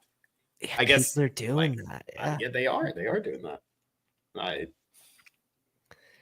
There's also like the profile of his age and people that are selected in the round 2 of draft of the NFL draft. And it's like the grossest. There's only like 5 or 6, and they're just like really gross names that's like, oh yeah, didn't make it. Also, it's known information that even the Broncos knew they were reaching on him. Yeah, like, It's very well. They're like, they got their guy. Teams had Harvey as like a round 4 guy. I think Broncos knew that, understood that, and they're just like, we're just going to get our guy, which is bullish to some extent, but also, there's a reason why he's a round 4 guy. As an old running back with solid production, but not like round 5. I don't know. Bobby says, I do all my drafts on my phone. I wish there's a way for a mobile overlay. Yeah, you gotta contact Apple about that one. They make it impossible. Actually impossible. China. Or we do it. Trust me. China. It's wrong. Yeah, get a Huawei phone and then you can do it. It's Kyler staring you in the face with no wide receivers left. Like, can we go Pittman here? That's or do we just? Yeah, we have Indy. We have Jonathan Taylor. I'm down. Do it. Oh God, this sucks. I can't. I know. No, I don't blame you. I can't do it. I can't do it. Michael Pittman over. My fingers wouldn't let me. Oh God. I tried. Oh, you did. I felt it. He did try, everyone. Don't worry. I saw it. We are going to have to. This is going to be a 2 tight end team. This obviously. Let this be a lesson for people. Just take your wide receivers early. That's what I'm saying. Yeah, that's like I'm saying. We should have just taken T. Higgins instead of Jonathan Taylor or whatever. Like when you go 4 through 6, it just look how good that is with Burden as your 5th. Oh my God. It allows you to be strong everywhere. Yeah. Fun experiment though. You gotta fuck around, especially with. All right. Well, wait. What happened to Pittman? He's still there. Or Higgins. I don't know. Do you like Jaden Higgins more? We'll go Pittman. I think he's a nice adult to have before we start hammering rookies. I don't love him ahead of ADP because I do think he should fall with Warren coming in, but. Dude, the Colts receivers are so gross. You got an estimated. That's why I'm just like, I want to click Trey Harris so bad. No, the bull case is that Dimes is out there because Dimes I think instantly goes from Richardson's like probably 20 to like 26 attempts a game, whereas Dimes is probably upwards of like 32 to 35 maybe. Yeah. So you get a significant bump in just passing volume with Dimes. Yeah. But yeah, Nez hit override when Tyler tried to call for Pittman earlier today. I don't blame him. That click felt so wrong. It's all right though. It's all right. That's why I have Trey Harris and Kyle Williams up here, so I don't have to click Pittman. Yeah, and then we got our here. I'll pitch. Before the NFL draft, before a tight end landed there, which was expected. I didn't mind the click because it felt safe in 20 rounds where you're drafting a bunch of unknown rookies behind him. It felt fine. It all depends how you build them. And now with the information that Warren's there, oh God. But we do have, I will say, and you brought it up, we have JT. And is it possible to advance a low advance rate JT on week 16 with a 3-point game in a Michael Pittman 22-point spike week? I'm sure weirder things have happened. I mean, we saw a man win a contest with 5 wide receivers and 4 quarterbacks. So anything. Did he have 4 tight ends too? 4 tight ends. I think it was a 4-6-5-4 or something like that. So anything's possible if you believe. I think that's 19 rounds. Okay. Well, one of those is okay. So what? 4, 5, 5, 4, I guess. Yeah, There's that's what math. it is. Yeah, There's 4, good 5, math. 5, 4. Yeah, there we go. It was something disgusting. For yeah, sure. I'm like 82% right on the numbers. I say. I love that. That's good. Those are good odds. I take those all day. Warren is still going way too high. Definitely. Yeah, I take a receiver. Gonna mix it up. Yeah, I like Trey Harris on this one. Just snipe that guy. Snipe the Herbert guy right in his face. It's like that's it. That's it. Should have known ball. That's it. Yeah. Good luck, brother. Conklin goes undrafted, I think, every draft. He does. Yeah. There are starting tight ends that do not get drafted in every draft. Theo Johnson and Conklin are the two that come to, and Juwan Johnson. All three of those guys don't get drafted. Johnson, Sanders, Chig or Helm. We'll see. Arroyo, if you think he's going to take over Fant, or they'll probably just mix all three tight ends in some gross way. Once again, we're getting back to Seattle. Just disgusting. You have to go RB here, I would think. Two in. Yes. Oh my God, we have the most exciting running back room in this entire draft right now. I'm gonna drop a water real quick. You could drop your promo. Good time to drop the promo. Drop a promo. I don't have a promo for you guys, but I do have a YouTube channel where I stream drafts every single day, just like this one that's live right now. But if you're over on Fantasydogpound, my name is Eric. I'm the best ball guy, and I stream every single day. Typically running this late West Coast hour, but Pound, surprisingly, live with me on the East Coast, holding it down. I mean, it is 1 a.m. where the Pound is right now going strong. So shout out Pounders. And yeah, I'll be drafting every single day.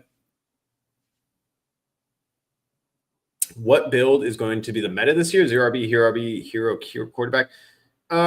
It seems like 0 RB is really strong out the gate. There's a lot of running back values. There's also really strong tight end values at the end of the draft. So I like hero RB, I guess, in these early drafts. Hero RB feels really good. And make your hero not a Gibbs, Bijan, Saquon, in my opinion. I think your hero is better off when a James Cook falls to the middle of the 4th round, a Breece Hall falls to the middle of the 4th round, a Chase Brown is in the 4th round. That feels like how I want to build my quote-unquote hero running back rooms, where I build around this guy who I think is severely underpriced. I'm getting a 2nd-round pick in the 4th round. And, yeah, go 0 RB from there. Eric, you have a YouTube channel? Thought you were just Pound's buddy. Yeah. No, I'm out here. Big best ball guy running these streets here. I've got Going Prokin here. Shout out NP43, the partner in crime. Hoping to have you on this week, buddy, so we can do our first BBM draft live on stream. That'll be fun. And yeah, now we're out here. Yeah, that turned into a water and a piss real quick. Oh, that's fine. 20 second room. We're still good. We got time. Oh, it's different timing now. The 20-second room. All right. Eric has the chillest live streams. Thank you. I appreciate that. Jalen, no, at 137. Pound, you taking any Harvey? Yes. Oh yeah. Twice in a row now. I won't go below 70. 70 is my cut line. We got true. 70. I need at least 8 picks of CLV. Drafting in early April. This is you like to see some of this going on. I would like to not draft Javonte 3 times in a row. No. Please. I don't want to. Please, just go Javonte. Fuck you. Do we have to? Yeah. Okay. Yeah, you're probably right. Dude, the pick was. And we have 2 rookies. So yeah, perfect. Take Javonte with Taylor. That's epic. That's MP43, you can come on tomorrow. That sounds great. I'd love to have you on. So look forward to me and MP43 tomorrow doing our first BBM draft together of the season. That'll be fun. And then Hartman is in a draft versus NP right now. Wow. The showdown continues. There we go. Love to see it. That's what we need. Well, I hope Goddard falls back because we got to get. I would like to get Goddard on one of these lonely Jalen Hurts teams. Yeah, it does allow us to stop it too and be comfortable there. Yeah, Besh is interesting at receiver. I'll give you that. Like Besh is interesting. There's also our boy. We're just aggressively ranked on him. Yeah, right. Cedric is also kind of right around this spot. Fantasy Dog saying, "Wubby, you took my Coleman. Now it's time to pay." No shit. 3, 2, 6. What are we doing, Ben? What are we doing? A little hero RB build. Yeah, Goddard, Besh, Thielen, or Cedric Tillman, something like that. This is good because on the way back around, we're going to get a running back and a receiver. Yeah, and then we probably have to double tap a receiver at the end. I love and I like getting the Goddard single stack with Hurts. Goddard's so mispriced. Hurts is so mispriced. It's fun. You're good. That's he goes wide receivers dry. I had to take him. Shit. Yeah, no, I'm excited for weekly ADP streams on. It's going to be Sunday nights with Billy and friends, whoever wants to join. Just covering the risers and fallers from the previous week, all which will be available on the bestballoverlay.com website, which will be completely free, that portion, where you'll be able to go on and just see the risers and fallers that week, that day, that month. We'll have every single CSV. So that's going to be awesome. It's going to be helpful for the content as well in those. That'd be awesome. Yeah. I need to get a more set schedule. The only thing set schedule is every Thursday's Typhoon Tower, which is just ridiculous. Fuck is Typhoon Tower? It's me, Tyler, and Tyler. It's Typhoon Tower. Oh, gross. So you're in the middle? Gross. Yeah, I am in the middle every time. Rip. Yeah. How'd you allow that name? Just I don't know, for the brand. Tyler. Just say Tyler. Yeah, well, Tyler. Tyler was very excited. You know which one. Tyler was very excited to be moving forward with that name. I mean, we have the Typhoon Tower YouTube channel. You can go subscribe to that channel. Currently, that channel is live. No way. Oh yeah. Did you start a channel with Bindles and yeah, super stack bros should have been a thing. Bindles, if you're watching, who killed it? We gotta get that going again, dude. Seriously. Who killed it? But yeah, basically we have replaced the awesomeness of Super Stack Bros, and now we're just the Typhoon Tower, basically. Yeah.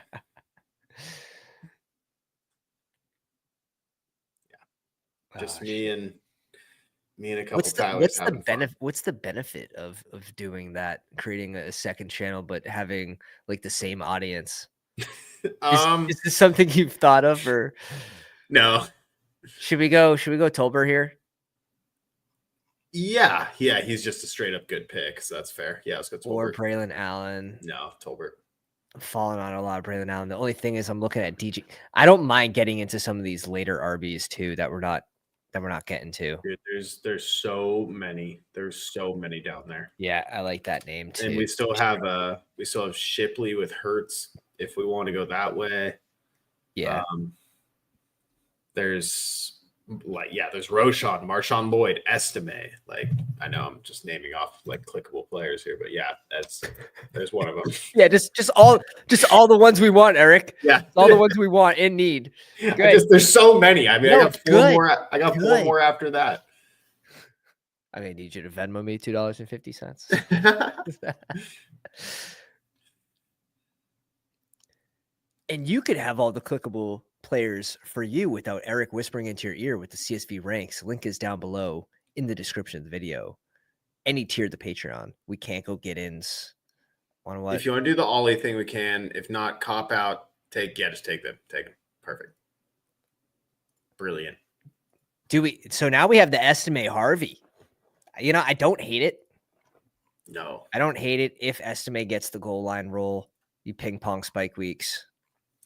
I forgot we had Harvey, or maybe I forgot what team Harvey was on. That's for sure. But you do like doing that? I don't mind it because Estimate is so cheap, and Harvey's still at pick 70. It's not like we have him as a top 5 back. Yeah, but I think that's pretty expensive for Harvey. I think if I'm taking Harvey that early, I'm just going to commit to Harvey. Because if not, he went off the board as RB like 23. Yeah, I guess it's not that bad. No, you're not wrong. In the other draft, though, like Judkins went after him, and like that would feel kind of gross to me. Something similar in price would have been like Estime and Tank Bigsby or Tony Pollard and Spears when they opened at ADP. That's like a similar price to pick 70 and 171. That's fair. Yeah, I definitely don't mind. Estime is so cheap right now for no reason. So that's it. Yeah. Love the vibes tonight. Thank you, Jared. Appreciate it, man. That's what we're doing, Jay. Yes, sir. This is we're going to be going on 3 hours. 3 hours, and we got 4 drafts in. 4 drafts in, and there was like breaks in between and stuff. Like we were reviewing teams and whatnot. Like if you really grinded, you could probably finish 4 drafts in like just over 2 hours. It seems like. Yeah, 30 minutes. Yeah, the 20-second draft rooms are awesome. This is amazing. And with the auto drafters going on, auto after two picks, it's going to be a much faster and much more tolerable draft season. Yeah, agreed. All right. So we have Hurts and Kyler, very elite at QB. JT, Harvey, Tootin, Javonte, and Audric Estime. Could stop there if we needed to. JJ, Marv, Diggs, Pittman, Trey Harris, Tolbert definitely need a piece. We're done at tight end. We have 3 picks. Oh, we're good. Yeah, I think we're set up. We're looking pretty good. I know exactly who I want with this pick. Definitely. I'll put it in the chat. I think you know too. I have a feeling. Yeah. Yes. Yeah. Just so that sounds great, and then we'll figure out from there. Do we need a third tight end? I forgot who our 2 were. No, we're good. Kittle Goddard. Goddard. Perfect. Nice. The one thing I will say about the Wicks slide is if Romeo Doubs gets moved, Wicks turns to being a good pick again. We can get him and our guy, I think, if you want. Yeah, let's do Let's that. do it. Let's try to push it. Yeah. Let's do that. Pick 190 Wicks when he was playing the most snaps had, I believe, did he have the most targets of any Green Bay? Most targets on the Packers. Yeah. Most targets. Sure, he drops the ball. It's not sticky year to year, but man, there were definitely some concentration drops last year. Yeah, I just wish we would have saw one spike week. Like I don't think there was one game where he was good. I'm gonna look that up because I just don't remember. Yeah, see, I faded Wicks last year because I was a smart guy. Well, some were saying he had a 22-point week. He went 13 targets, 5 catches, but he had 2 touchdowns. But yeah, that's a lot of the Wicks lore. 7 targets, 3 catches. Like, what is this guy? The thing is, he's playing more snaps than Reed. So I know, and Reed scores 35 points on like 40% of the snaps. Imagine if he played more. Yeah. And they just give opportunities to 4 guys every week where they're in the mix 50% plus. And part of the annoying part about the Green Bay receiving core, but also part of the allure. And if you can just we get rid of Christian Watson on injury this year, if you can say there's a 20% chance that Dobbs gets moved, Wicks is probably really good pick at ADP because he's already playing over Dobbs, right? So if you say he's the wide receiver 3, he's going in a pretty decent range. I'd agree. Yeah, I mean, I love the offense. I love LaFleur. I think Jordan Love throws a good ball. So it's like I don't have any problems with the general offense. I love the fall, to be honest. Yeah, right. That's a very, very good price. 30 picks on Wicks is pretty sick. And then this is an interesting spot. Do you think running back or wide receiver? We go RB here. Okay. I don't know if Shipley went to Wabi there. It's a good pick, Wabi. Shipley would have been my pick with Hurts, but yeah, Lloyd sticks out to me. We just took another Packer, so that could be fun. Jordan J. I mean, throw a Niner on every team. There's always a strategy in best ball. Sean Tucker's there's so many. Damian Pierce, Woody Marks, take your Houston guy. I don't know, Sean Tucker needs a lot of these players when you get down here probably need an injury. Low-key, Taj Brooks is I think. I mean, I'm really into Taj Brooks, so I need to cool it and get some coach speak on what's actually going on over there. But I think he could easily be the 2 behind Mixon. Does the capital worry you at all? Oh, definitely. But Mixon, or not Mixon, Moss, he had a neck injury last year. That's pretty gnarly. Okay. Like, that's pretty gnarly. But they signed Samaje Perine, and it's like the same coaching staff. So maybe Brooks is like nothing. It probably is nothing. I don't know. Roshan, you got $3 on Roshan. Make it another $5. They're bringing in Chubb, bro. They're bringing in Chubb. Yeah, good for Roshan. No, probably not actually. I'll tell you who it's going to be. I'll tell you. I like Lloyd. I like Lloyd a lot. Okay, yeah. Lloyd don't know what he can do, but we're gonna go Brooks. No, why? The coach speak on Brooks is this specifically. Okay. Taj Brooks is tough, great lateral quickness, good ball skills, can protect for us. Really, just a good all-around player. We were really, really high on him. Now, after you draft a player, you're not going to shit talk them. I will say that. Like, you're not going to be like, this was a terrible pick. This guy sucks. You're going to get positive news. But for someone going so late to be mentioned, that is a good sign when the depth chart is pretty open there. Zach Moss is progressing. They're also excited about where he's at. That is the coach speak behind Zach Moss. Yeah, that is not what I like to hear. And also just them signing Samaje Perine is such a safety blanket, showing that they are not confident in that at all, in my opinion. Perine's got to be dust at this point. Because he's so specific, because he's from this team. He's from Zach Taylor. Is it Zach Taylor? Zach Johnson? I don't even remember the name, but he's familiar with the team. I don't know. It just says a lot to me when a team goes back out and gets the same guy who's been on the team forever. Yeah. Well, even if you're going to be taking zeros early here, but you could also be getting someone that with positive coach speak later in the season could jump up to the 150s, 140s. Man, I remember years back when Damian Pierce was a rookie and he was drafted in the 200s and he just spiked way up just based off landing spot. And you see that every year. Same thing with Algier his rookie year. So there are some fun rookies. Like Marshawn Lloyd, year 2 guy, we have no idea what he can do, but they didn't add to the room. And they took him in the 3rd round last year. They took him, multiple rounds ahead of where a lot of these rookie running backs we're taking are going right now. Like the fact that he doesn't get drafted is a really good sign. I would want to be over 8% on Marshawn Lloyd right now for sure. Easily. It's such a clean, it's a clean, very clean room. Jacobs, Lloyd. Wouldn't worry about Emmanuel Wilson. I know a lot of people bring him up. I was an Emmanuel Wilson truther towards the end of the year when Lloyd was banged up coming into the season. I said maybe we should take Emmanuel Wilson because maybe Lloyd doesn't see the field this year. And I don't know. Jacobs didn't get hurt. Yeah, they were fine just giving Jacobs the whole workload. Right. But if Jacobs went down, Lloyd, there would be some mix. There would be a pretty good mix there between the two.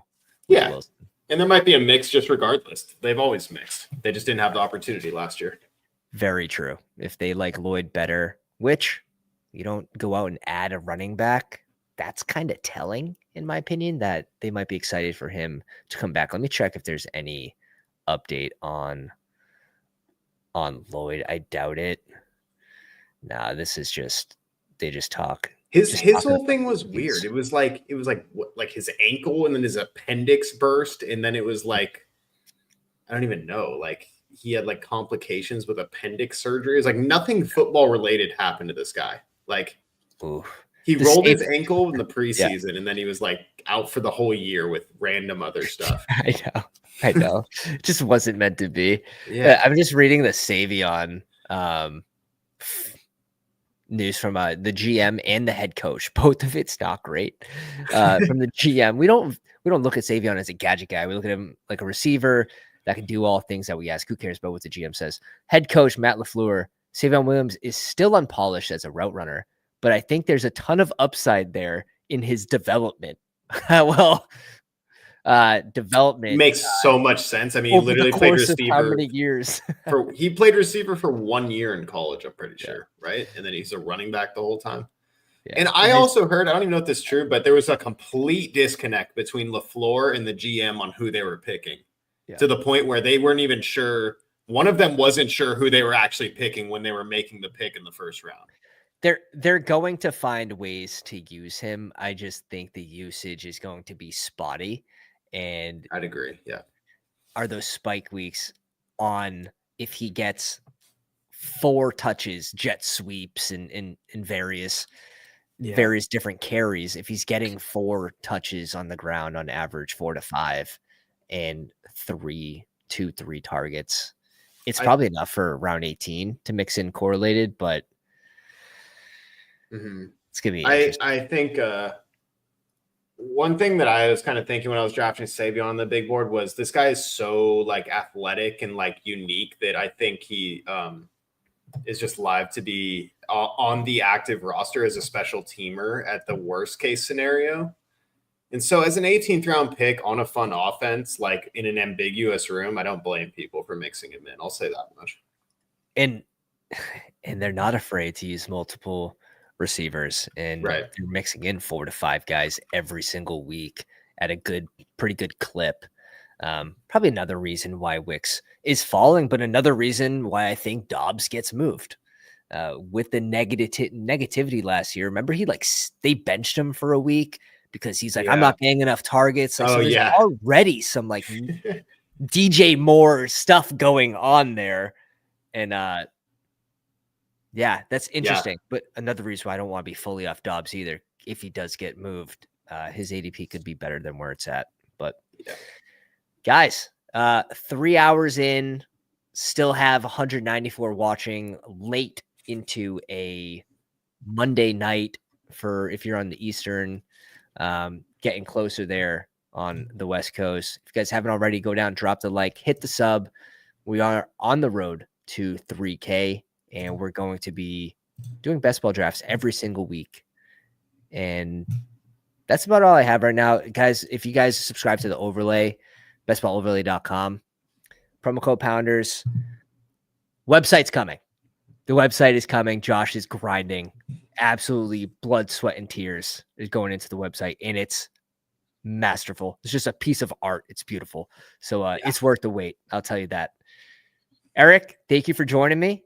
You tell the people what you got going on, and we'll let the people go. Yes, sir. I'm streaming every single day doing best ball drafts. We're trying to hit 2K subs by the start of the NFL season. We're about 300 away.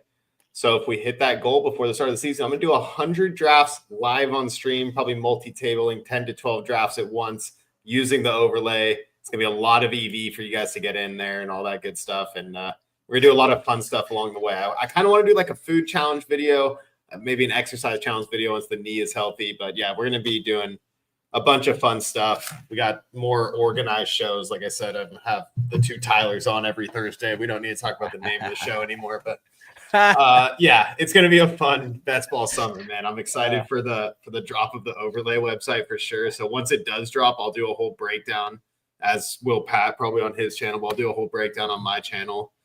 And I hope you guys got some good takeaways from tonight's video. I mean, main things were like, you saw how hard it was to come out of a wide receiver hole. Like, it's hard. Yeah. If you don't have enough wide receivers through 9, like, you're looking at Kyle Williams and Jaden Higgins like pretty quickly.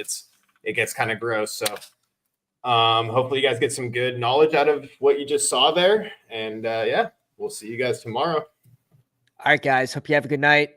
If you guys want the ranks, links in the description, and to the Patreon. Also put it in the chat. Appreciate you guys. And we'll catch you on the next one. Pounders.